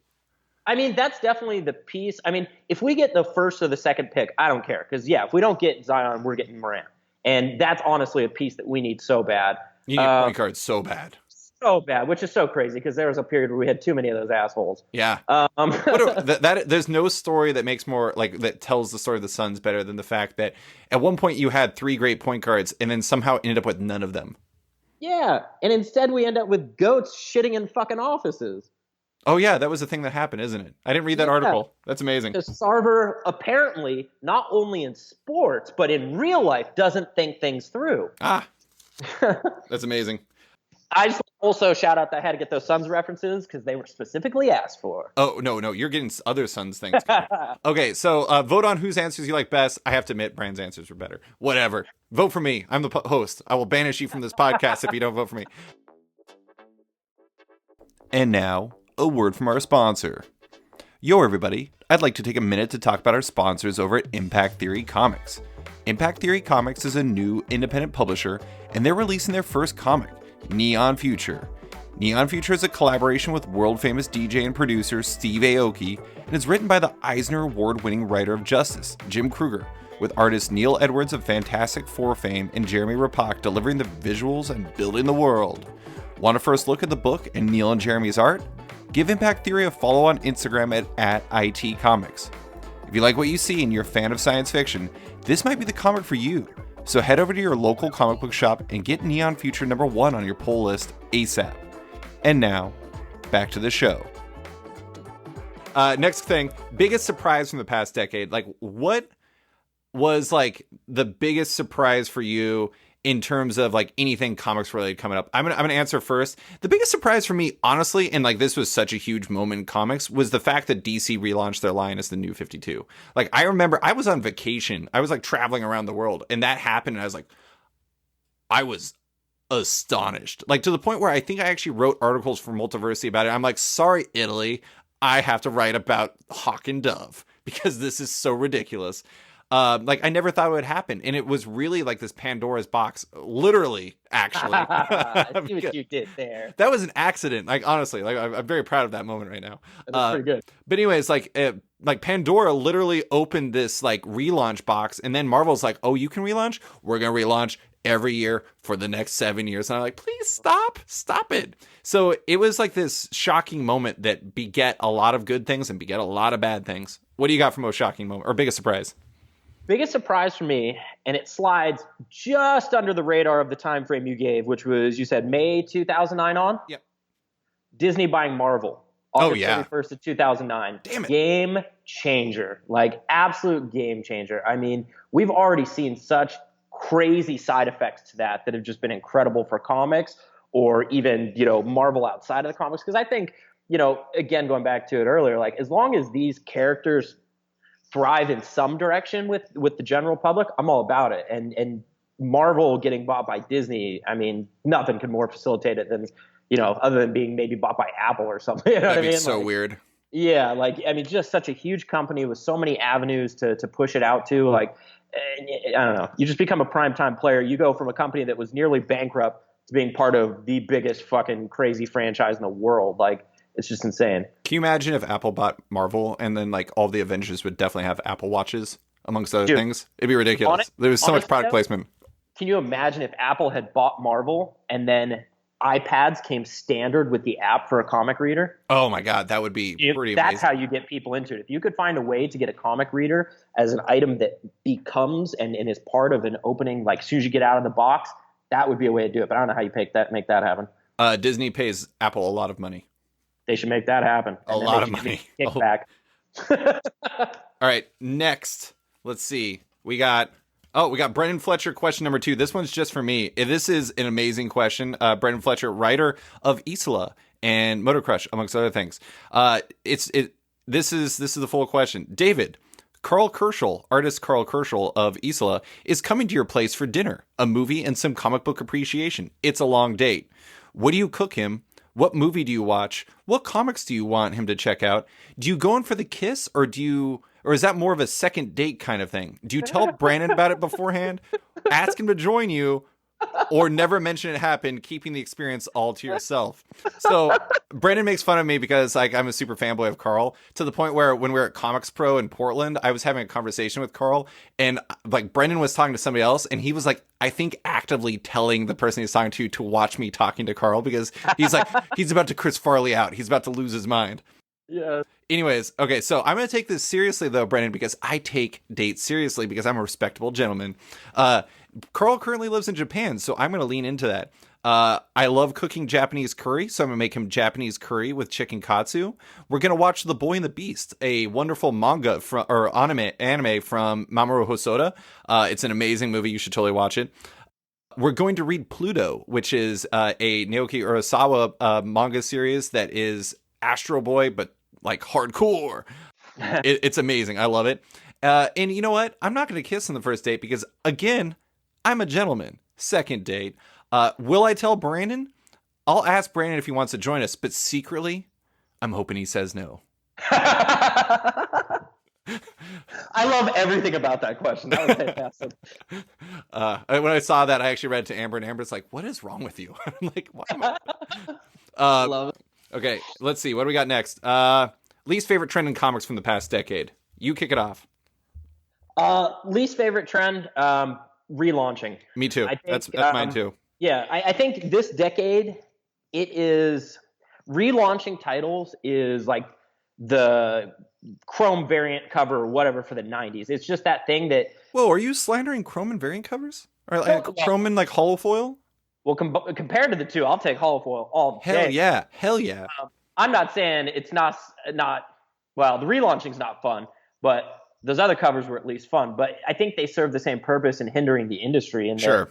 it is just so much glut of material, and it's so confusing. Like Dex was trying to read Marvel Unlimited, and he wanted to read, I don't remember what he was looking up. I think it was Spider-Man or something, and he was just straight up like, "Where the heck do I start?"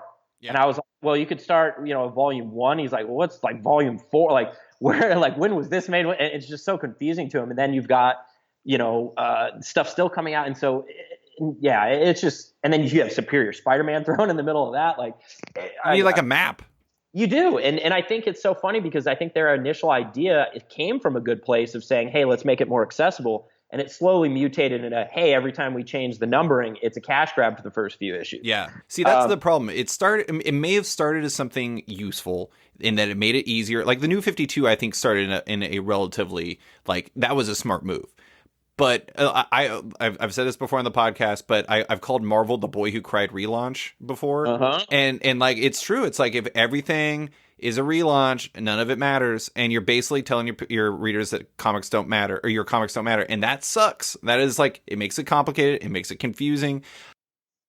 Yeah, I honestly, like, I find it completely perplexing. Look at Jason Aaron's Thor. There has been 4 volumes in his run. There has been Thor the God of Thunder, Thor, Mighty Thor, and Thor again. I'm like, what? Stop it. Like, it's a great comic. Make it easier to read. It's so weird.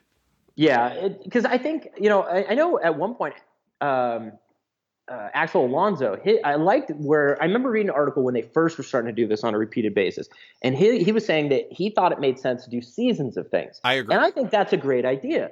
But what you do when you do, like you said, with Jason Aaron, you don't really have a massive shift in your creative team, but you have 4 different volumes. There's nothing to differentiate it. So if you were to do seasons, put up a specific amount of issues for a writer-artist combo and call that one bookend. Like Hickman wants to come in and do 62 issues. Here's my game plan for 62 issues. Cool. When you're done, that's your season. We do another season, Like, and that would make more sense. But yeah, just you can't relaunch twice a year, every year. Like it's ridiculous. Yeah, the problem with the fact, so him saying the season model was great. The problem is they didn't do the season model. What they did was like, I don't know, that was just lip service, and that's a bummer because the season model I still think is interesting. Like if you told everybody that they get 12 issues, like Tom King and Mitch Garrett style, where they get like their 12 issue on the Vision, 12 issue on Mr. Miracle, whatever, I think people will go in with a plan and know that they have this to tell. Then you'll get 2 trades and you'll get a hardcover out of that. That's the season. You move on, next team, even if it's the same team. I don't care,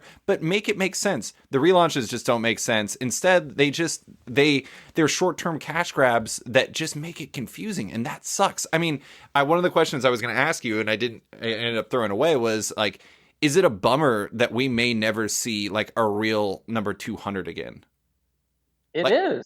I think it's sad for an industry that's built on tradition. Like, remember when we were kids and like every time a 25, 50, 75, 100 came out, you would be hyped. Yeah. And that's the thing is, I think Marvel has lost sight in those couple issue, peaks that they get off of new ones is used to get the same thing from anniversary issues, which you could do on a more frequent basis without pissing a majority of people off, and you still make a cash grab. Right. Do 15 variant covers for number 25. Who cares? Don't relaunch it. Just one with a hologram card of Wolverine. That's it. Yes. That's it. That's all it used to take. Yeah. I love that we're on the same page with that. Yeah. All right. Next, 6th man of the decade. So this is where we're using NBA awards stuff because NBA playoffs started today. So 6th man of the decade or 6 whatever of the decade could be a character creator that basically it's just somebody that isn't obviously like essential to the decade, but somebody that helped define the decade for you. So I told you on the phone earlier that this was going to be a random one. Mm-hmm. Barry Allen's mom. His fervent desire to constantly save his mom, both in the show and in Flashpoint, made the New 52 happen and ruined the show, in my opinion. And Barry Allen's mom was so core to like these 2 big things. And it's funny because like in a weird way, you could say that Barry Allen's mom, just because Barry Allen was so obsessed with saving her, was actually a villain. I will argue to the day I die that Barry Allen is the biggest villain of this decade because he caused Flashpoint 52, all that. Like he is by far the biggest villain of the decade He's in my selfish. opinion. Selfish. So selfish. Not a hero. I would not let my children read a Flash book. He's a horrible villain. Unless it was Wally West. Yeah, or this Williamson run because it's phenomenal. Yeah. Oh, I see. Well, it's a different Flash. It's a different Flash. He saw to that, Brandon. Yeah, now he remembers Wally and stuff. So this is he's got his head back on straight. This is like when Hal Jordan came back from being the Spectre and being dead. Like, we're back. We're good. No more parallax. Who's your sixth man? My sixth man is a little more on the straight and narrow. It's actually one David Harper. What? That is my sixth man. Dude, like we've covered this before. Like this last decade of doing this with you, like you were the first real comic book friend I had. Yeah. So it's always so much more fun to have somebody to bounce these things off of. There are times where I'm like, yeah, I'm not really too excited about that. And then we'll have a conversation about it and I'll walk away and I'm like, wow, I'm way more fucking excited about that than I thought I was. That's awesome. So, I think based off that, just the ability to have that, dude, sixth man for sure. I'm so glad that I ran into you at Beer and Barley Wine Festival and you gave me all the tickets and then we became friends. Absolutely. That was a great night, even if I was accosting you at a toilet. But I got a lot more tickets out of it. That really sounds like we did quid pro quo type situation. That's not great. Anyways, that's why I'm still coming on these shows, guys. I got dirt. That is an amazing pick. I love it. Thank you. You're making me feel so good. All right, next, publisher of the decade. What do you got? I have to go with Marvel just because what a hell of a decade. Like, even if you're not just, and I'm looking at more of the general company aspect. Sure. Getting bought by Disney, putting out all these movies and basically redefining how you could do an intertwining universe. Like other properties have tried, just can't seem to make it happen. And they do it so well. So, I mean, not only, as a publisher, they've had some great books this decade. I don't know. There's also been, not so great stuff and some issues of pricing and relaunching and stuff. But the good news is when you're publishing like 90 books a month, you have a lot of books to pick from. And I think for a while there, they took more chances. They're doing it again by bringing Hickman on to X-Men because I know that's not going to be just your straight-laced X-Men book. He's going to do something different with it. And then, you have Fantastic Four, Fantastic, or FF, all that stuff. Like, I think they had some really, really solid books this year, and they didn't relaunch everything as far as wiping all of their continuity and putting themselves in that mess, which puts them over DC. Image, I think, had a real strong year, or a decade. But yeah, I mean, for me, it's just Marvel, and now coming into the Disney Plus thing to end this decade with shows with the movie characters, like it's just unreal. Yeah. Mine, I'm just gonna go the straight publisher route. Mine is actually first second. In terms, they're a all ages comic publisher. They make publish a lot of amazing books. The thing about them is, the reason I picked them is because they are representative of the future of comics for me. And beyond that, the thing about them is like on a pound for pound basis, I think that their comics are as good per comic as any publisher that there is. And like they have amazing production value. All their books are really well made. Like I have a book right to my left about food, which is anyways a comic that they published. And it's like they publish a wide diversity of books. They publish a lot of different types of creators. They publish books that work for Dex and Eva, and they work for me, and they work for all kinds of different people. And that's awesome to me. I love that they, as much as I love Marvel, don't get me wrong, Image was a contender too, but actually not as much of a contender as you would think. First, second was the easy one for me. All right. The next few I'm going to try to steam through as much as possible. This one is a monster, though. It's from Bruno Batista. Bruno is, he works at Big Bang Comics in Dublin, Ireland. He's awesome. His question is, imagine you're Jeff Bezos, unlimited money. You want to start your own comic company and you can afford to hire whoever you want. What would be, or who would you be your top picks, and what sort of books would you be putting out? Ooh. I'll start. So I would hire a broad mix of creators. I would have a few established creators. Like I would definitely try to bring Brian K. Vaughan over. I would try to get like your Kazu Kibuishis and your Raina Telgemeier's. And I would also try to get new creators. Like there's this guy named Peter Wortman who I absolutely love. I just think that he is an amazing cartoonist. He's drawing like this, I think, Avatar Last Airbender book right now, and he's just fantastic. Maria France, who did this comic called the Chancellor and the Citadel, incredible creator who's actually from Fairbanks, believe it or not. Anyways, like I would get creators both new and old, or veterans and younger creators to make graphic novels that they wouldn't get an opportunity to possibly tell otherwise. And I would try to fill niches that aren't actively being filled right now in terms of the stories that are being told. Basically, I'd make them all write food comics. Food and sports comics. That's it. Boom. That's my publisher. What do you got? I mean, I'm not gonna lie, mine would be straight superhero. If I had unlimited money like him, I wouldn't even care if I took a loss. Like, I would just want to make dope superhero comics. You just make comics for yourself. Yeah, but I think, like, my number one draft pick is, I keep touching on the guy, but Hickman. I would bring Hickman in. I would love to see what he would do with just having Make him the editor-in-chief. That's exactly what I'm saying. Let him run the whole line. I would love to see what he would do with his own company. Like that, I mean, the dude's so creative in his own independent stuff, and then I would argue he pushes the limits of Big Two stuff. He does, big time. There's not a lot of creators that can come in and get the freedom that he's got, but there's a reason he gets that freedom. And so to see him run a line, oh man, I would love it. And that's why I'm so stoked for X-Men. So stoked. All right, next question. What is your favorite comic related memory from the past decade?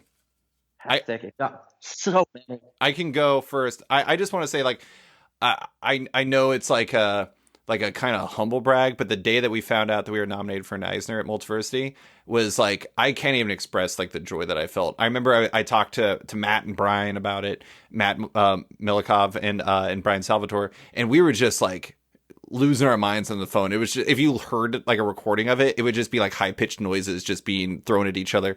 And then I remember I called you afterwards. I was like, oh my God, ah! And like the night that the Eisners ran off, like we didn't win, but I just remember all the writers got on Google Chat together and we were just having this ridiculous time where we were just doing weird art on the screens, and it was just completely stupid, but it was just so fun. I mean, like I loved it. It was such a joyful moment, and it was cool to be recognized. But really, it was just, I don't know. We did a lot of work and we had a lot of fun, but it was cool to be recognized for that. Yeah, that's absolutely it for me too. I mean, we had some, ones that were crazier, like the New York City Comic Con parties and stuff like that, and painting things and and whatnot. But like, as a lifelong comic fan, to get a recognition like that, working somewhere, like that was incredible. Like that's still something. I put that on my LinkedIn. As you should. It's so random amongst my job stuff, but clearly. Worked for Multiversity Comics, nominated for Eisner. Like, it just, dude, that is such a notch in my belt that I'll never forget. And yeah, the whole experience of it, like finding out about it, and then live watching together, and just like, I got blasted that night. And then I forgot about that drawing on stuff. And like most of us, well, not most of us, some of us had met New York City Comic Con, but there were a few people on there that I'd never met. Yeah. And so it was cool to like share that experience together and meet these people for the first time, and then also share it with people like you and Brian and Walt, where we'd been doing this for a while. Yeah. And it like I mentioned earlier, we never got paid a dime for this, and I never did. And I didn't care that I didn't, because these kinds of experiences, and then it just, man, that was like the peak though. We peaked at that point. It was just glorious. Yeah, it was so good. I loved it. I actually bought a bottle of champagne just for myself and drank that. Bottles of champagne suck to drink by yourself. That is a stupid thing to drink. All right, next one is just for me. Who's your podcasting role model? The answer is Zach Lowe, who's also my writing role model. He hosts the Low Post podcast for ESPN. It's a basketball podcast. He is like an amazing basketball mind, but the thing I really love about him is like he talks to his guests in like a very he's very thoughtful in the way he takes the basketball conversations, but he also like always talks about super random stuff. Like he's obsessed with weird idioms, where these like phrases we use come from, and that it becomes like this, I don't know, he's got all these tropes that aren't even designed to be tropes, but they're just like little Zach Lowisms that are reflective of the fact he's just a good dude. And I love that. I don't know, I just think he's such a good dude, and he really just seems like a good guy to talk to, and I love that. Next, favorite trend in comics from the past decade. I will go with that. I really appreciate superhero comics that like I feel like they're taking a lot more risks in how they're telling the stories and like the types of stories that they're telling. And I'm not saying, I mean, there was like Capwolf. They told like a werewolf story with, Captain America in like the 90s. So it's not like they haven't always been telling weird stuff. But I don't feel like something like The Vision or Unbeatable Squirrel Girl or like the Young Animal stuff would have existed in like the 70s or 80s or something like that. Maybe the Young Animal stuff. Maybe that's kind of like Vertigo to a certain degree, but it's its own thing. So I appreciate that the big two has been opening things up a bit for them. What do you got? For me, just the opening up of channels for digital comics. Yeah. That is going to be such a, I think when people look back, that's going to be such a turning point for the industry to make that available. I mean, there are people who can now access comics who were nowhere near a comic book shop, and at first it was a slow trickle. You had like Marvel Unlimited, and then Comixology really changed the game, and then Amazon bought them and it really changed it. And so, yeah, just digital comics exploding in this decade has just been such a great thing for the industry because, again, my kids would prefer to read digital than read a paper comic. So Right. I didn't have that option previously. They're just not reading comics. Right. Mm-hmm. So, yeah, it's just fantastic. Yeah, no, I mean, that is really huge. It makes it more convenient too, which is really essential. Okay. Next question is rookie of the decade. Like what comic character or creator was like the standout new person, or at least new to you in the sense that like their work really kind of came up in the past decade? God, I can go first if you want. Oh, go ahead. I would say in this last decade, like I really like enjoyed a lot of Jeff Lemire work. Like really enjoyed his work in this last decade. I mean, you had Sweet Tooth, you had his run on Green Arrow, his run on Old Man Logan. He had a lot of great stuff. And then, like the Underwater Welder graphic novel.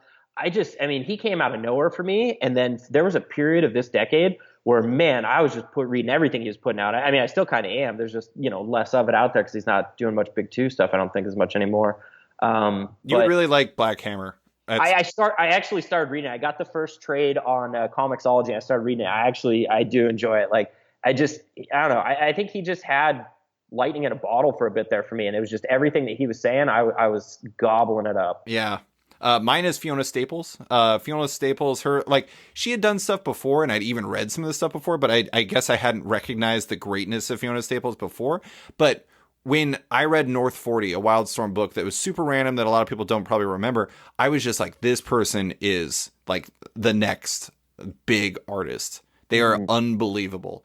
And she got nominated for an Eisner for it, but nobody read North 40. But it was a great book, if only because of Fiona's work. And then Saga came out, and she rightfully rose to the top of the artist rankings for a lot of people because she is unbelievable. Like her work, like her storytelling, her character work, like just the style, the fact like her coloring of herself is just astonishing. Like I think, I'm never the type of person who's going to speak downwards or down to like Brian K. Vaughan's greatness, but I just don't think Saga would have been anywhere near what it was without Fiona Staples. No, absolutely not. All right, next one. Let's see. Oh, okay. This is I'm very interested in. So assuming this is from Ryan Alcock, assuming price is the same for all formats and you get the series all at the same time, what is the format you'd prefer to own your comics in? For me, it's probably always going to be print. But I mean, it can be like trades, hardcovers, single issues. Is there a preferred single version? issues? Single issues would always be my preferred. Like if there's something I'm going to buy, and not wait on Comixology Unlimited or Marvel Unlimited or now DC Unlimited.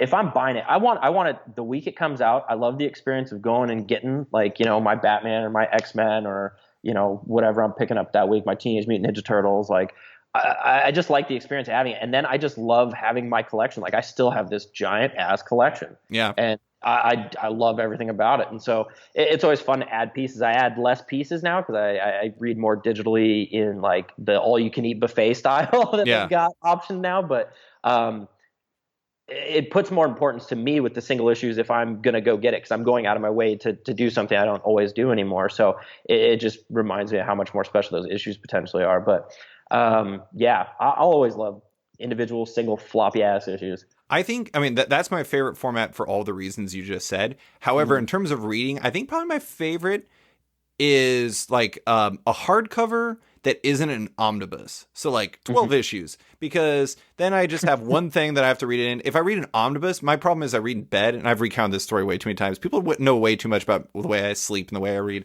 But if I read an omnibus, like reading like the Ecstatics omnibus in bed is like literally a sternum crushing experience. It's hard to read, but like if you get like a 12 issue like the Vision, if you get the 12 issue Vision collection, that's easy to read, and I love that. So it's like the best mix of easy readability and also the fact that I don't have to go into a long box to get it. That's my biggest problem with single issues, is the fact that it's like kind of hard to get to like dig through all that stuff. That's the format I enjoy the most. But yeah, for reading, I do more digital, I'd imagine now. Yeah, it's just so much easier because I just grab it. So I read more digital, I would say, but I'll always love single floppies. So next question is just for me. It's from writer Matt Groom, who wrote the great image series, Self-Made. What are you afraid of for yourself as a comics podcaster?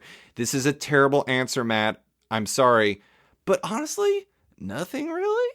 I mean, like, my biggest fear is like, all my biggest fears for like podcasting are very modest. They're like, I really hope I can find somebody to book this week on the podcast, because it's a lot of work to try to book people. Or that the biggest one, honestly, is forgetting to press record. As Brandon knows, that is a thing that happens. Brandon and I had, because we used to drink while doing this, we would forget to press record. We'd call those the lost episodes. Let's just say we had more than one. Or the first episode, which was such a hot mess we couldn't even use it. Oh, God, that was a disaster. Don't drink and podcast, people. Or that one of my files will be corrupted or something. One time I recorded a podcast and my voice was corrupted and I sounded like a high-pitched, like super speed squirrel. And it was ridiculous. I actually had to transcribe painfully all of my vocals and then re-record them. The amazing thing is, not to put a feather in my cap, Brandon, but no one noticed. Nice. Yeah. I'm surprised your fear is not the Greek uprising. Don't fear get that in there. Don't fear the Greek Reaper. All right. Next question is also from Matt Groom. What are you afraid of for the comic industry?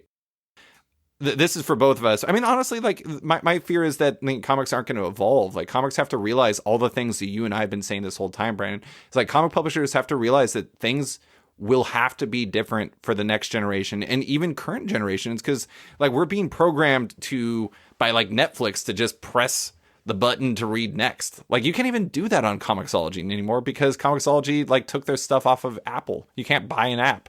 So it's like they have to find ways to work off of the way that people currently engage with media. And if they don't do that, that's tough. I'm not saying that comics won't survive, but they have to find ways to lean into that stuff. So I guess I'm afraid of the fact that comics will just think they can always stay the same and that'll be fine. Do you got anything?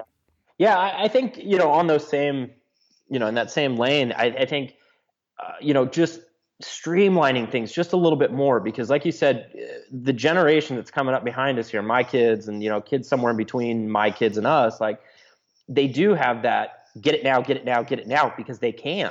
So if you've got to add an extra step in there, like you mentioned with the Comixology thing, where you can't even buy it directly from the app, they're going to move on to something else. Right. And so you got to eliminate things like that, because that's losing money, which in the long run is going to hurt the business. And doing all the relaunches and things like that, that's, again, one more step in a sense to having to figure this out. Things just need to be streamlined. It can't be as confusing as it is right now. You can't have as many relaunches.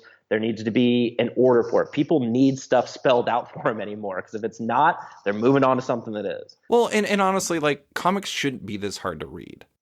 No. Like, Dex shouldn't have to go on an app and be like, what do I do with this? And it's just like, it should, like, Marvel Unlimited, one thing I think that they should do, and I've talked to people on my Patreon about this, is like they should find a better way to curate their comics for people. Like, you like Spider-Man, this is where you start, continue here. That type of stuff would be super beneficial. So yeah, I mean, I'm just like, they have to realize that everything is not going to be the same forever, and they have to move on from that. Mm-hmm. All right, we got 2 more categories. Next one is MVP of the decade. You want to go first? Sure. Okay. I'm going to say Batman. Yes. Oh, and it could be a character or creator, whoever. Yeah, I'm going Batman only because he's had such an epic run most this decade. You had the Snyder Capullo stuff. Now you got the Tom King stuff. Like there hasn't, and you've got Tomasi and Gleason over on other books. You got Batman Tom related. Hardy Bane. Tom Hardy Bane. Like it just, Batfleck, Martha.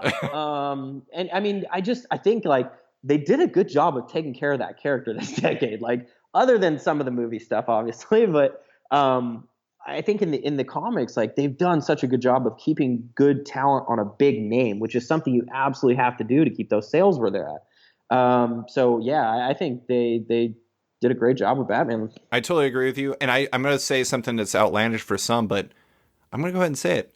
I don't think it was Batfleck's. It wasn't Ben Affleck's fault that those movies were bad.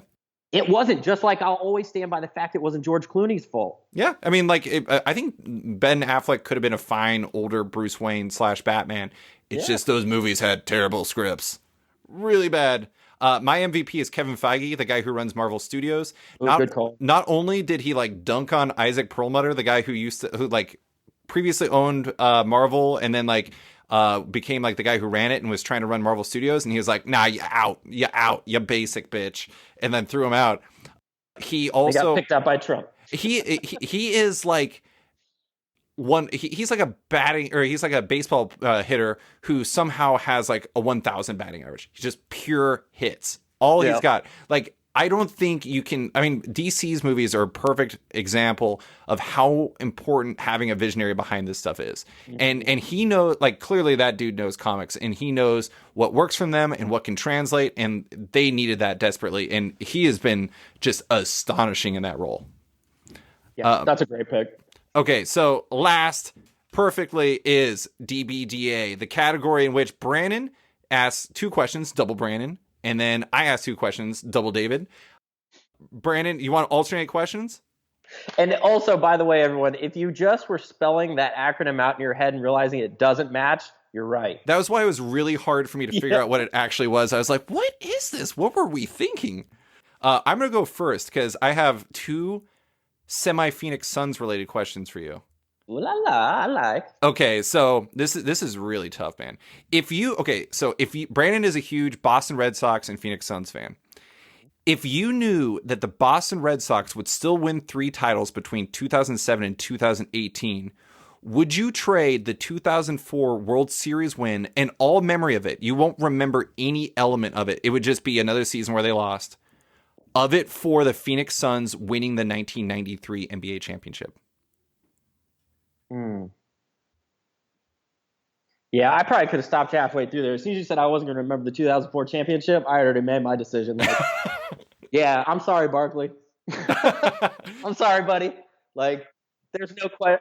It does break my heart. I mean, I'm sitting here right now in my living room looking to my right of a picture of Charles Barkley. It says, "If you're afraid of failure, you don't deserve to be successful." Like, that man is always over my shoulder, literally. But man, I came out of the hospital in a Red Sox onesie. Like, that is life. And I was told forever by everybody who's a Red Sox fan and my own inner self that we'd never fucking win another championship. Yeah. So when we won in 2004, oh my God, like that was a religious experience, especially coming back, down 0-3 Dave Roberts steal. Yankees. And then as sweet as it was, because the year prior, Aaron Boone had jacked that fucking homer out to end that series. I mean, we could have won it that year if not for that. Like, so to get in there and be there, like, oh my God, yeah, that's, man, outside of like my kids being born and actually going to a World Series game this year, oh my God, greatest experience. I think, I thought about making it any of the 4 championships for Red Sox, but I knew that it had to be 2004. Yeah, 2004, it's funny, like 2004 is my favorite one, just obvious reasons. Yeah. I think 2007 kind of gets lost in the shuffle. Like, it doesn't get that was like the Dirty Boys team, right? That was like the weird one, like Miller and everything. Yeah, well, yeah, and then like 2013 was the Bearded Brothers, and that one obviously had its own thing, and that for me was a great year because that was the year I didn't cut my hair or shave for like the whole fucking season starting in spring training, so it felt epic when we won that one. I was drinking Beard beer during that, like, yeah, it was great, and then 2018 obviously, like, actually going to a game, standing on the fucking Green Monster and watching us win a game was just. That was a religious experience. I literally sat there at one moment and was like, don't cry. Cry. Don't do it. And the night before, I got super smashed over at Cask and Flagon, just looking at the stadium because you can see it through the window. Like, oh my God, that was amazing. The Green Monster or the Fenway Park, your true great love in life. Dude, it's my mecca. I love it. I feel so at peace every time I go there. I love that place. All right, what's your first question for me? All right, my first question for you is, looking at this last decade here, what is the thing that you'll remember most about it? Like what memory or experience in life? In any aspect of this decade, what's the one thing you'll move forward and will remember for your whole life? Like, I'll never forget watching, X-Men for that decade in the 90s, that cartoon. Like, that's a huge memory. Something like that, but for this decade that you'll always hold on to. So it's not a specific memory so much as like the broader idea, but this is something but not necessarily everybody knows. But I met my wife because of comics. Amber, my wife, she went to San Diego Comic-Con in 2012, and she does not read comics, but she loves general fandom stuff, and she loves a lot of stuff that was going to be there. She went with her friend. She came back. She's an architect, and she worked in an office with a friend of mine who worked in marketing. And so Amber was there holding court, talking about her San Diego experience. And my friend was like doing an amazing sales job on me. She was just like, "Oh, you like comics? My friend likes comics. I mean, he really, really likes comics." And like was really kind of like counterselling me. Like she was like trying to talk me up, but instead just made me sound like a massive nerd. And so my wife facetiously asked, "Well, is he single?" And then she was like, yeah. And she's like, "Well, does he live with his parents?" And, just joking. And my friend, because it was right after I came back from my world trip, was like, "Well, he just moved out of his parents' place. He has his own place now." And unbelievably, my now wife went on a date with me, no less. And so even though I wasn't even there, I'm going to say that my greatest memory is 2012 San Diego Comic-Con, because it basically inadvertently introduced my wife to me, who is the most important part of my life. She's amazing. Besides possibly my two cats, Kubo and Kai, who are spectacular. I mean, I couldn't be more stoked that you married her either, if only for selfish reasons that I got mentioned in your wedding, which was dope as fuck. Yeah, of course. And obviously because Amber's awesome. Yeah, it's funny because my mom regularly brings you up because she said that you came up and told her that for listeners that don't know, my mom, I stopped reading comics for 3 years. And the reason why I got back into them is because my mom told me, she's like, the only thing I've ever been ashamed of you about is the fact you gave up reading comics. You loved reading comics and you stopped because outside influences, like you were saying earlier, like you get punched for reading comics. Like I was, maybe embarrassed isn't the right word, but something close to that. And so she like shamed me for it. And Brandon actually went up to her, and she's told me she would go and buy me, if we can go to Bosco's, the comic shop, and buy whatever comic I want. She wants me to, try it again. And Brandon went up to her at my wedding and thanked her for shaming me back in the day, because that was how we ended up becoming friends. Hell yeah, I wouldn't have had a sixth man of the decade otherwise. Exactly. All right, so my next question for you, last question for DBDA for me, is I'm going to bring back your boy Isaac Perlmutter. So I'm going to throw out a Trading Places type situation where Robert Sarver, the owner of the Phoenix Suns, and Isaac Perlmutter, the guy who runs Marvel, used to own it and was kicked out of involvement with Marvel Studios, and also shadow runs the VA for Donald Trump, switched positions where Isaac Perlmutter now runs the Suns and Robert Sarver now runs Marvel. Who do you think would be better at their new job, and what do you think your reaction would be if you heard that news? Oh my God, my reaction would be, what the fuck, first of all. Second of all, as a Suns fan, I guess not too surprising. Yeah. That's about our luck. And I think they would equally be terrible, like horrible. Like, we already know that Sarver doesn't take care of veterans. And Isaac Perlmutter is famously cheap. Yeah, I mean, we've seen Sarver get rid of all of our great veterans, like in order to get Shaq. God damn it. So who was also a veteran, but just by name value at that point in time.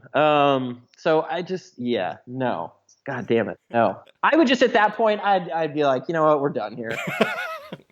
We're done. Two fandoms are dead. I'm sorry I had to bring up. When I thought of that idea, it's like I read it to Amber, and Amber's like, "What is this question?" I was just like, "Brandon will get it." It's so depressing though, because like, I'm being real here. Like, as a Suns fan, like, I want them, just like every other Suns fan that knows anything about the Suns, they want Sarver really quick. to sell it. I just want to say, I actually have a listener who's a huge Suns fan. So shout out David Kelly. Yes, he's the one that I think asked me to mention the Suns, and I was like, that won't be a problem. But yeah, so like, and I'm sure he understands this too. Like, we want Sarver to sell so bad, but my greatest fear is we'll get somebody worse. Like, it seems like it's an impossibility, but I'm a Suns fan. It seems like it's the actual most possible option. Right. Like, it's just, I don't, man, we're just so screwed. We're so screwed. Hey, I tried to be positive, but Ja Morant or Zion, come on, the future is strong. I'll say this, though. Toward the end of the year, we were really starting to turn it on. And I had told you this from the get-go. As soon as you mentioned to me and I saw him, Kelly Oubre, we need to pay that motherfucker whatever he wants. He's your guy. He's your guy. Dude, he is that oomph in the team that we did not have. Like, there were times where the team would just quit. Since he's gotten there, man, no, it's like he just doesn't accept that nonsense. And that's exactly what we needed. We needed somebody who was like, no, get your ass back out there and go. And he doesn't have to like yell or scream. It's just his energy is so infectious. Like, oh man, I'm a huge Oubre fan. He's Brandon Burpee if he was an NBA player. God, I wish I was an NBA player. All right, what's your last DBDA question for me? All right, so outside of digital, because this is the obvious answer to this, moving into the next decade, and looking forward, what aspect of the comics industry really kind of took a turn for the better that you would like to see carried over into the next generation, and how would you make that happen? Wait, okay, phrase that again. Not next generation, next decade. Sorry. So, like, what thing that really kind of built up in the last decade outside of digital do I think should continue to build in the next decade? Yeah, which would you most like to see move forward in the industry, and how would you push it? You know, like digital again would be the obvious answer as an example, and like seeing that open up to more channels and things like that. But so digital, here's like this is kind of a weird answer. I'm not going to go with digital just because I feel like you said, digital is kind of obvious. But the thing for me is like in marketing, they have this concept of like there's a marketing funnel. You want to drive people towards like a specific result, so you have to do things early on to like drive them there. Mm-hmm. I think the thing that comics has always lacked is there's always the you or me out there who just gets hooked on the X-Men because of whatever, whatever their path was. That was a thing that happened to us. The problem is comics have never had something that actively drove people from being a fan as a kid to being a fan as an adult. And I'm not trying to say that like we should like more like Philip Morris people and stuff like that and be like smoking is cool. But I think that what comics has to do is they have to realize that they have to build fans when they're young by delivering stuff for younger readers. They have to build, give comics for people who are like 8 to 12 who like that actually speak to them in a respectful way. Like if you gave Dex something that was really kiddie, he'd be like, this is stupid. But if you gave him something that like speaks to him as like as a real person, like that works for him. Get something for like, young adults, like the 13 to 19 range, and then boom, you're into like the adult zone. You have to have like a path for people to like carry on. And I think that like DC's smart. They're doing that ink and zoom thing. They have like the DC superhero girls stuff, which has been really successful. I think that is a really great step, but I would love to see the comic industry as a whole do more to build the future readers of comics in a logical way that always represents them in a respectful way to them as people. Like that, I don't know. I mean, it seems like it should be an obvious thing, but it's like, I feel like comics have always, what is the phrase? Like they've preached to the converted. It's like they're trying to bring in the people who are already there. Stop trying to bring the people in that are already there. Bring in the people who aren't there who might be interested. Yeah, so that's my answer there. I like it. All right, let's close relatively quickly, or however long it takes. We're going to close with our 10 favorite comics of the decade. Presumably, Brandon ordered them 1 to 10. I ordered mine 1 to 10. Brandon, do you want to kick us off with just do all of your runners-up that you had, if you have any runners-up? Yeah, I had a couple. Green Lantern was a runner-up. I think we mentioned this, though. Like, wait. Really quick. I just want to clarify. This can be single issue. This could be a series. This could, or like an ongoing. This could be a limited series. This could be a graphic novel. This could be a webcomic. This could be whatever. So, sorry, Green Lantern, go. Yeah, so Jeff Johns' Green Lantern in particular. I think it was on its decline at that point, but it did kind of get good again during the New 52 era. But it didn't make my list just because I think at that point, like, its prime had passed. But also on my list, I just want to say that its peak would have been on the list. It just didn't have a lasting peak. Yeah. So I think that looking over my list and trying to remember everything because I know I'm going to forget something. I think that's the biggest omission for me. That and actually Sweet Tooth didn't make it, but that was real close because I love that fucking book. Yeah. I have 5. I'll go through them really quick. Saga did not make my list. Brian K. Vaughan and Fiona Staples. Love it. Didn't make mine either. Didn't make my list. Jason Aaron, Esad Ribic, Russell Dowderman, everybody else on Thor. That is my favorite Thor story ever. Like, particularly God of Thunder.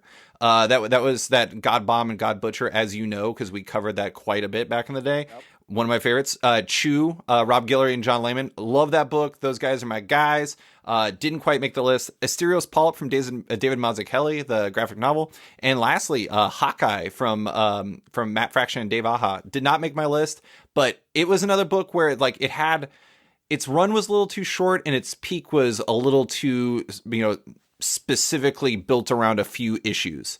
Yeah. And it doesn't fit within that fraction IF to IM either. It's H. Where does that even fit? That makes no sense.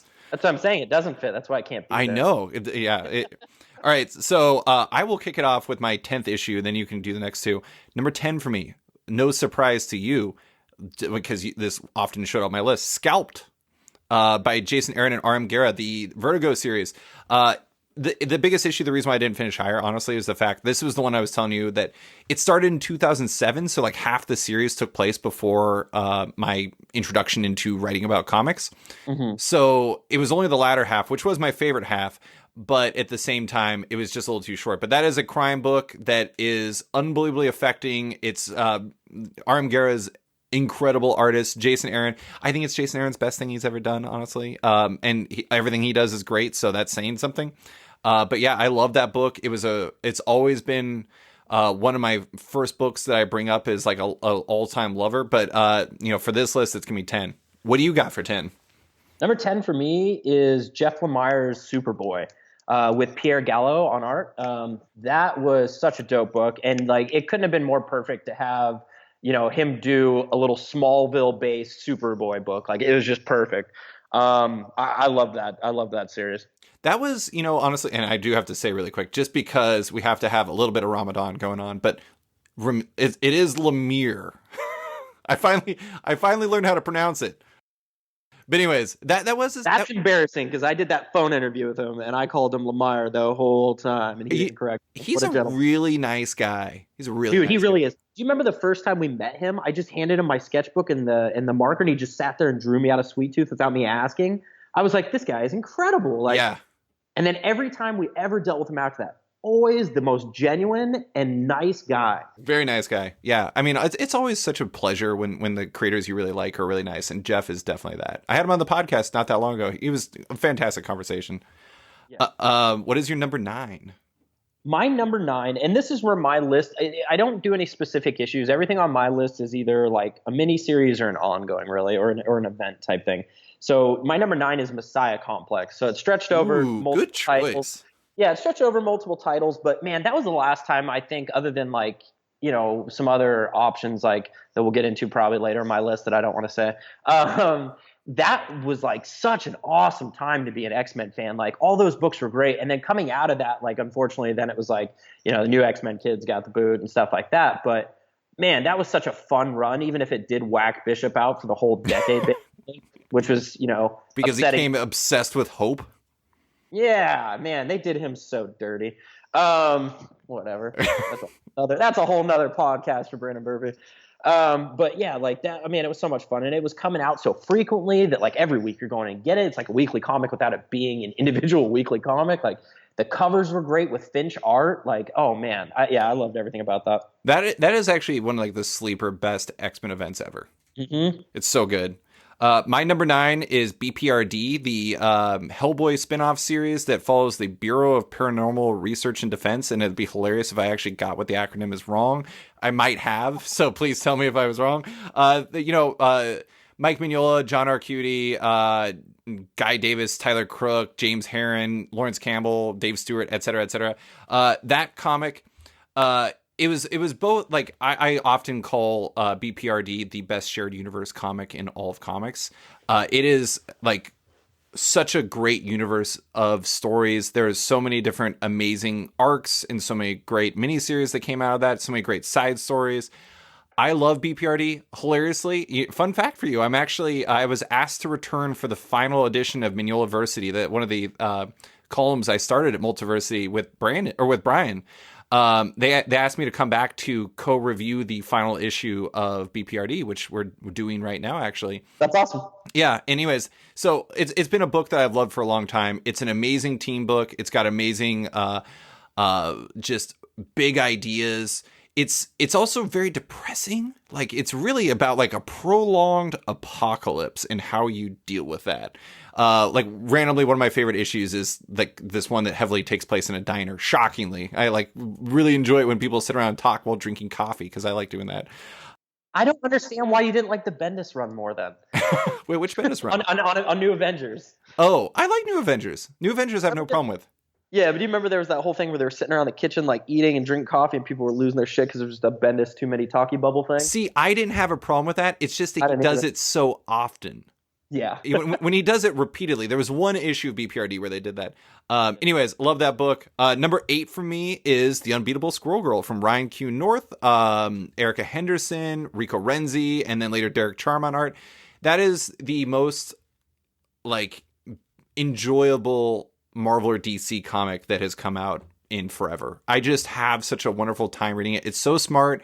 I appreciate what it represents, but I just really enjoy it as a comic. It has footnotes, which I think are fantastic. It has nonviolent solutions in which, like, instead of fighting Galactus, you just talk to him and make fun of Thanos together on the moon, which is amazing. It's just such a great book, and it's just such a charmer. Yeah, so that's my number 8. What do you got? Number 8 for me is X-Men Legacy, Mike Carey's work. Heck yeah. Started with just regular X-Men, and then it went into like a Xavier focused, and then it had a great Rogue focus that was phenomenal up until the point where he left. I want to say he did something like 70 something consecutive issues on, the book that for me at least was the X-Men book when I first got into X-Men, because the shiny number 1 was out there and available. Baby. Yeah, and so I mean, for him to have done 73 issues of that book, and I think it went to 200 or 201 or something like that in the long run, like or more than that, I don't remember. No, it was more than that. But either way, like, it was just such a great run. He had such a great grasp on like the character work and the actual personalities of the characters. Like, they felt so correct. And especially his Rogue. The only person that's done it better since is Kelly Thompson. Mm-hmm. The thing I really liked. Oh, sorry, go ahead. I was just saying, I love everything about anything she's done with Gambit and Rogue. Like, her X-Men work has just been so fucking great. The thing I really like about Carey's stuff is like it kind of works to what we were talking about with Morrison, where it's like he had a very unique perspective on writing that book, and it wasn't typical for an X-Men book. Like, even his first team was so weird. Yeah, the stuff he did with Botcholo was really random. Like, Sabretooth was one of the main people on the team, wasn't he? Yeah. I have the Supernovas was that first arc. That's one of the few like just arcs that I have in trade paperback instead of a full one, just because I love that arc so much. Cable was in it. Like, yeah, it was great. It was a weird team, but I like that he did things a little bit different. A very underrated run, to be honest. Big time. What do you got for 7? 7 is probably one of the better ones on this list, but unfortunately there's less of him in comparison to a lot of the other stuff, but it's X-Men Grand Design. Nice. I said it earlier and I'll say it again. Just a masterpiece, like an absolute masterpiece from Pisker. Like, am I saying Pisker right? Ed Pisker, yeah. Yeah. So I mean, probably. Yeah, I'm hoping so. Ramadan. So it just, I mean, to take so much continuity and just whittle it down to the essentials, but really not feel like you'd lost anything is just incredible. Like, they need to just take him and say, how did you do this? Please explain this better, because this is exactly what we need. Yeah. Like, if they could bottle that, they'd be rich. Like, that's how you get all the kids. Like, I mean, he just nailed that.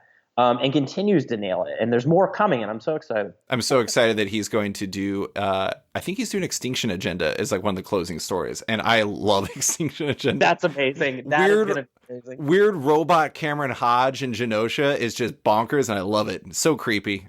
He disgusted me when I was younger. Ugh. Number 7 for me is Darwin Cook's Parker books. Darwin Cook did a series of graphic novels adapting.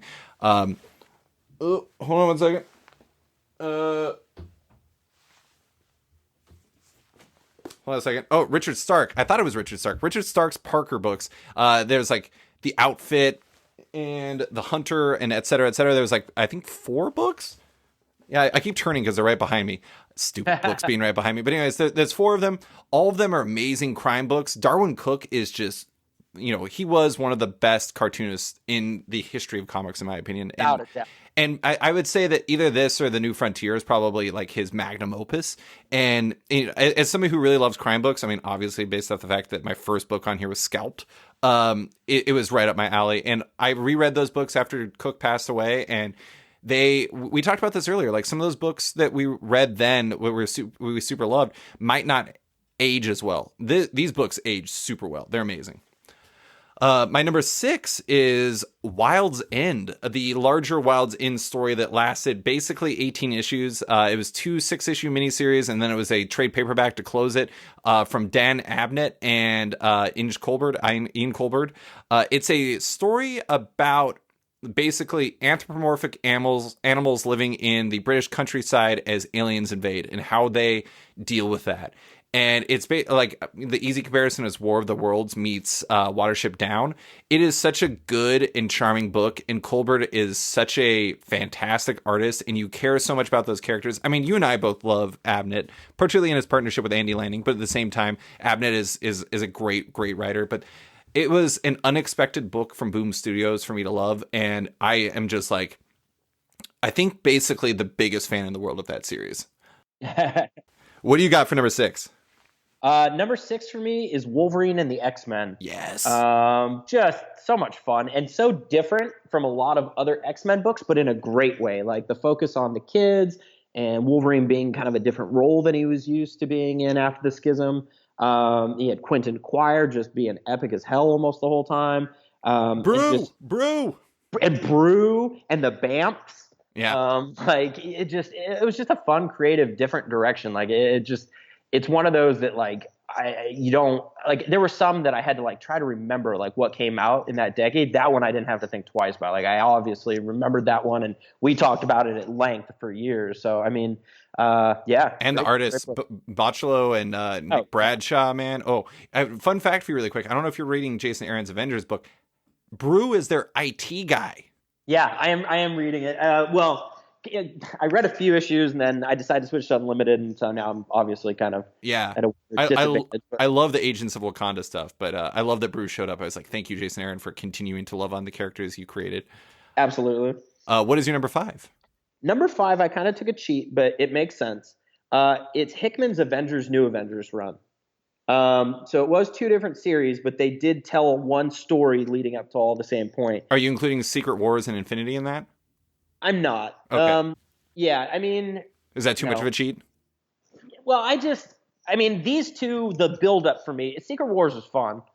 Infinity was fun. But Secret Wars was kind of okay.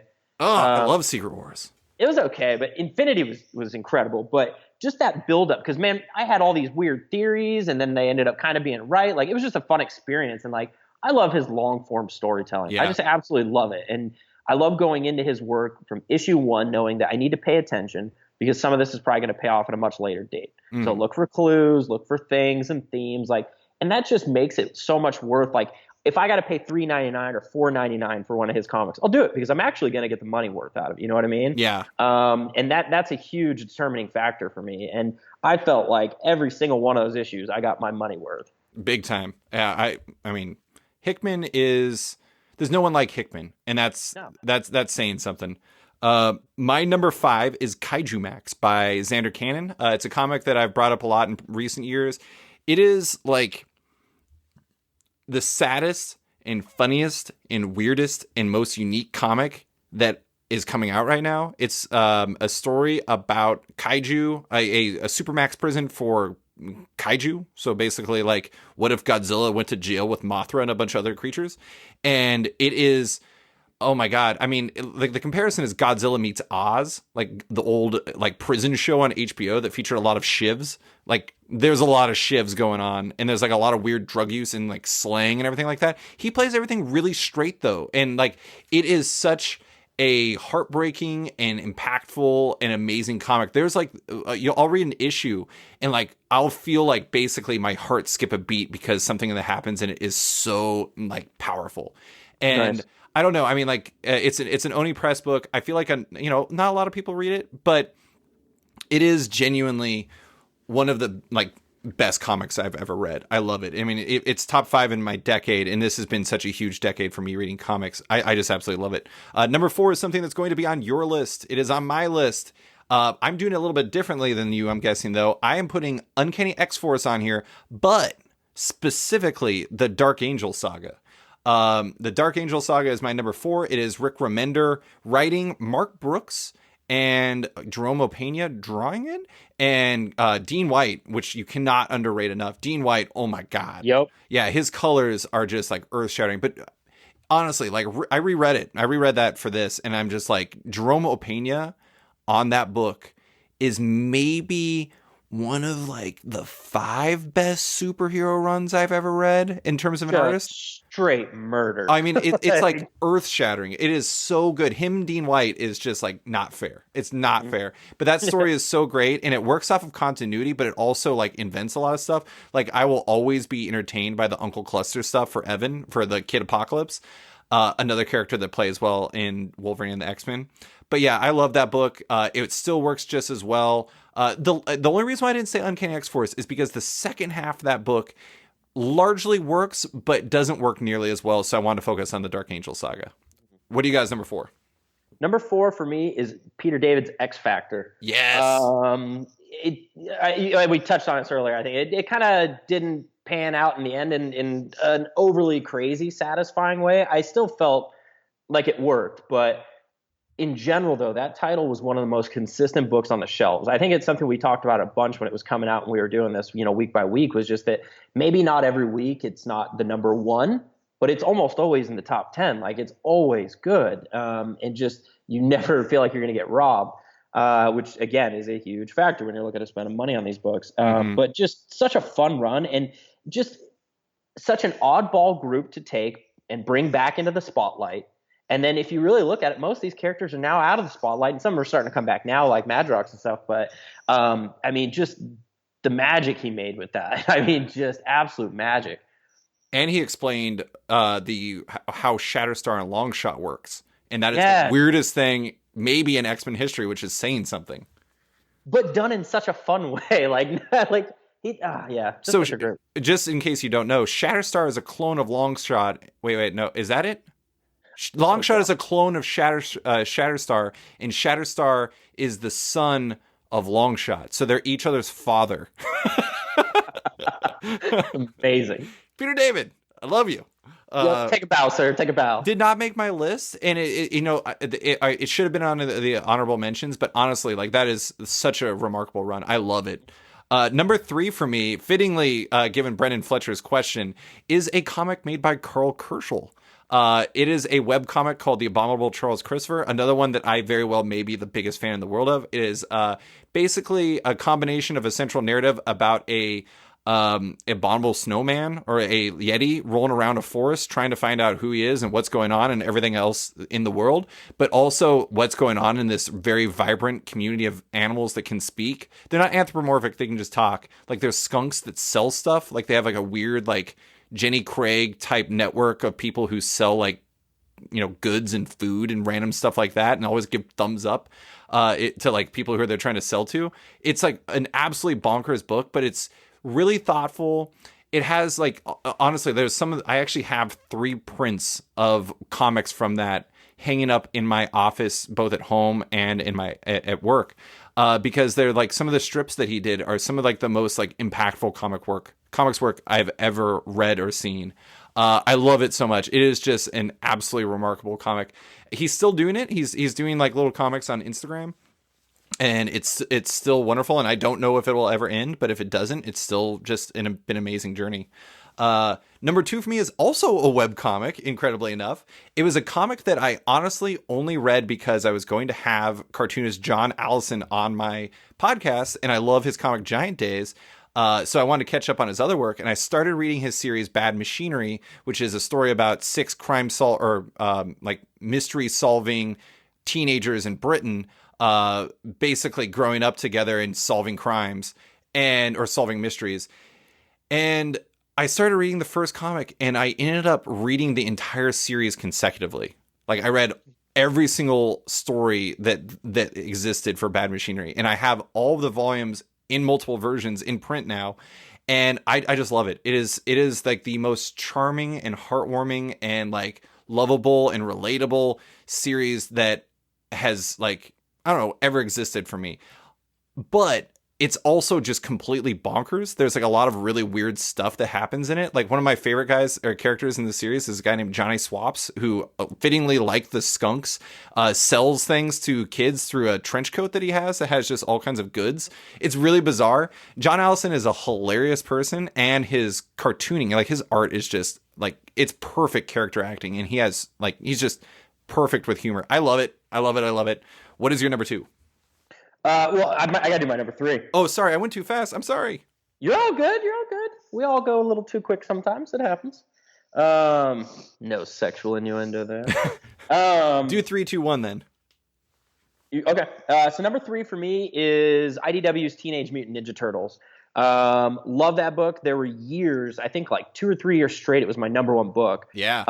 And then it kind of went through a little bit of a lull, but recently it's been picking back up on the build to 100, which is just incredible. But you've got Kevin Eastman and Tom Waltz, and then originally it was Dan Duncan on art, and then a few other various artists. But Santa Loco, like, just, man, incredible stuff. And it's, as somebody who grew up obviously in our age group with like the Ninja Turtles cartoon and just early 90s prevalence of the characters every friggin' where.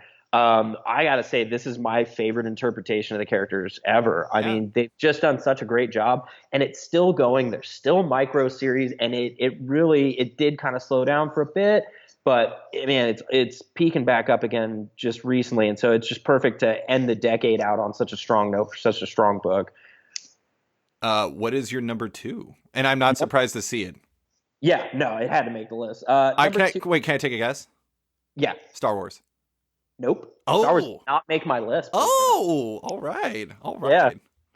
Number 2 for me is Batman. Like all Batmans or any specific one?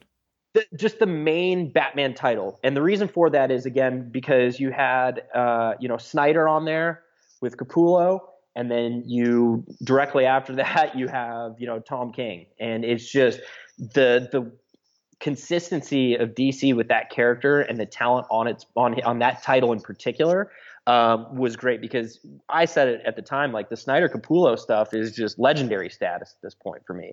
It was such a long run of 2 creators on one book for a long time. Mm-hmm. When do you ever get that anymore? No. For that alone, it's a giant standout selling point for me. Like, that's incredible. And the work was so consistently great. It was just, for me, it was such an epic run.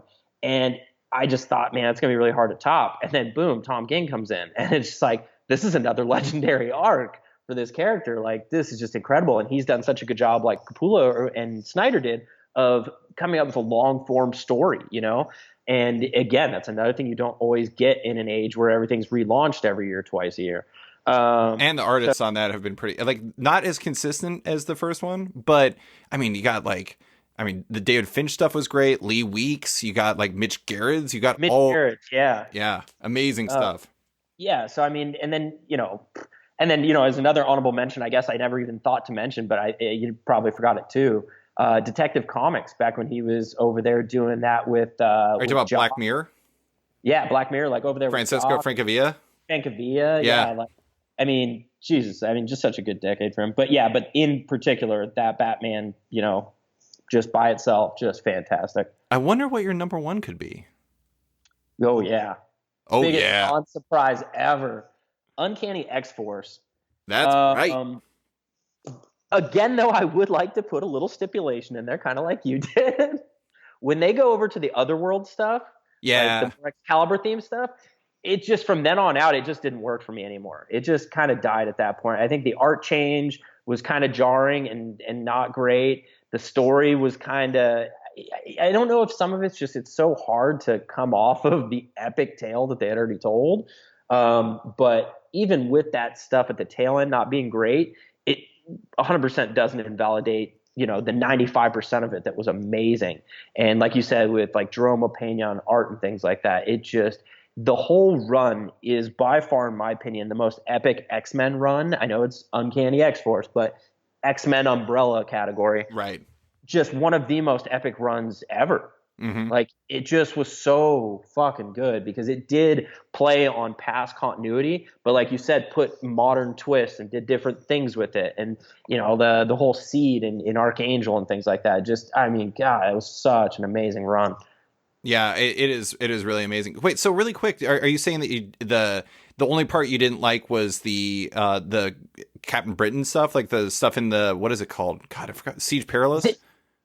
Yeah, I just really like the art was not. It was Greg Tacchini. Yeah, I mean he's like a good artist, but he didn't fit with everything else that was going on. That's for sure. He didn't fit there. And then it's not even the art necessarily, just the story. Once they got to that point, I was just kind of like, I just didn't. Like, you go from such an epic thing. It felt like, honestly, that last portion to me felt like you got to a certain point, you told the story you were going to tell, and then you decided to stay a little extra. Yeah. That's what it felt like. So like 1 through 18 is your sweet spot. Yeah, because how many issues did it go? It ended up going like 36 or 42 or something. But didn't he tag out and like? No, he finished it. It was after that they went into the future. There was some really good stuff that came afterwards. Remember there was like AOA Nightcrawler, I think, that really stuck around. Yeah, 100%. So let me rephrase that then. I forgot the order of that. So no, it was just that. The Excalibur, yeah. That stuff was definitely like that was the hard break for me. But after that, like remember he ends up killing Daken. That's right. Wolverine ends up killing Daken, and that was, I mean, granted, Daken is not dead now. I don't know, whatever. I don't know the status of Daken. Daken's dead and alive somewhat. Schrodinger's Daken. Yeah, I like it. Number 1 for me is another cheat in the vein of what you did. Jonathan Hickman's Fantastic Four and FF. Yeah. He worked with Dale Eaglesham, Nick Dragata, Steve Epting, like a slew of amazing creators on that, amazing artists on that book. But ultimately, like, that was my favorite Fantastic Four and FF run ever. It was just everything I love about Hickman. And the funny thing, if you really look at his larger Marvel stuff, it really kind of in a lot of ways is like the larger story of Reed Richards. Because you have like the Council of Reeds, you have like the Maker coming back into play later on, you have like them being a huge part of Secret Wars. He's even a big part of New Avengers, like the Illuminati stuff. But that core story, I mean, like there's so many like amazing, like the whole thing works, but then there's like these standout issues, like the issue where Fantastic Four quote unquote dies, the issue where he comes back and he's like basically turned Annihilus into his pet, and it's like playing off all the Annihilation stuff. It was amazing. To me, my Galactus is probably the single best moment from any comic in the past decade. There's the issue where Franklin Richards and Reed Richards go forward in time, and they see that the Thing continues to live forever by himself, basically, and that's such a tragic issue. There's FF number 23, which is the final issue of that series that is my favorite comic, single issue ever, which is the story of basically Franklin Richards is leaving, and he wants to like help his younger self figure out his powers and everything like that, so he creates the bubble universe. And it's really this story about everything that's wonderful about the FF, but also about like creation as a person and as an artist, and it's just a remarkable comic. I love that. It single-handedly, if that was the only thing Hickman ever did, he would be one of my standout creators ever. But it is just an absolute treasure for me. I love it. It is like I know that some people, when they heard that he was going to be taking over X-Men, they're like, I don't know if he has the heart for that. And I'm like, read his Fantastic Four stuff. He understands that they are a family of adventurers, and they do amazing stuff with that. I love it, Brandon. Yeah. I love it. I can't wait. Yeah, I love comics. That was what it was. It has been an amazing decade of writing about comics. It's been an amazing decade of reading comics. And Brandon, it has been an amazing decade with you. Absolutely. Couldn't agree more. Thank you for coming on and being the guest for episode number 200 and for celebrating all this with me. I really appreciate it. Yeah, thanks for having me. I'm always happy to do it. Thanks for listening to this week's episode of Off Panel with my buddy Brandon Burpee. You can find him on Twitter at Brandon Burpee. If you're a fan of Off Panel, make sure to check it out on Patreon. If you back the show on there, you not only support it, but you get early access to each week's podcast, access to exclusive written and audio content, and more. Also, don't forget to subscribe to Off Panel on iTunes or Spotify and give the show a rating or review while you're at it. You can find Off Panel on social media by liking it on Facebook at /sketched, that's SKTCHD, following it on Twitter at @sketchcomic, or following me at @slicefriedgold. Big thanks to all my existing patrons, including Troy Jeffrey Allen, Liana Kingus, Anthony Rubin, Keegan Ray, Milton Lawson, Wesley Gift, Sean Kirkham, Harry Small, Alistair Ross, Julio Anta, Gus, Andrew Scott, Brett A. Schmidt, Jason Goodmanson, Johan Barander, Paul Reinwand, Connor Farner, Vita Ayala, JDC and Matt Gagnon, Aditya Bidikar, Tara Ferguson, Dave Slusher, Kieran Mark Antonio, WMQ Comics, Akil, Greg Lockard, Kokachi, Phil White, Ben Becker, Sean Pinello, Kent Heidelman, Philip Seavey, Al Ewing, Ryan Alcock, Nick Michelin, David Kelly, Robert Wilson IV, Nick Polito, Owen McCready, Brendan Fletcher, Gary Maloney, Jonathan Nielsen, Matthew Groom, Jason Assey, Adam Bogert, Xavier Files, Maria Schweitzer, Matthew Taylor, Tyler Turner, Nick Patera, Jacob Sorelli, Ford Gilmore, David Baraldi, Evan Blazer, Brian McRae, Ira James Udaskin, Modern Magic Stories, Nick Hall, Brenda Batista, Bobby Angus, Bjorn Basin, John Hendricks, Steve Anderson, Phil Nall, Ian Maxfield, Cliff Chang, Benjamin Schipper, Colin McMahon, Chris Palmer, Maxwell Schmidt, Scott McGovern, Nathan Fairbairn, Kat McKenzie, Nicholas Kessley, Greg Rucka, Adam Highfill, Nicholas Gardner, Andrew Corrigan, Fiona Staples, Chris Morris, Chris O'Halloran, Mark Abnett, Mike Murphy, Michael Shirley, Tom Barnett, Jim DiMonacos, Norbert, Nick Lowe, James Kaplan, and Mission Comics and Art in San Francisco. You guys are all the best. A quick thanks to Upright T-Rex Music, who wrote and performed Off Panel's theme song just for the show. Check out their music on Spotify because it's completely delightful. Thanks for listening, and tune in next week for another episode.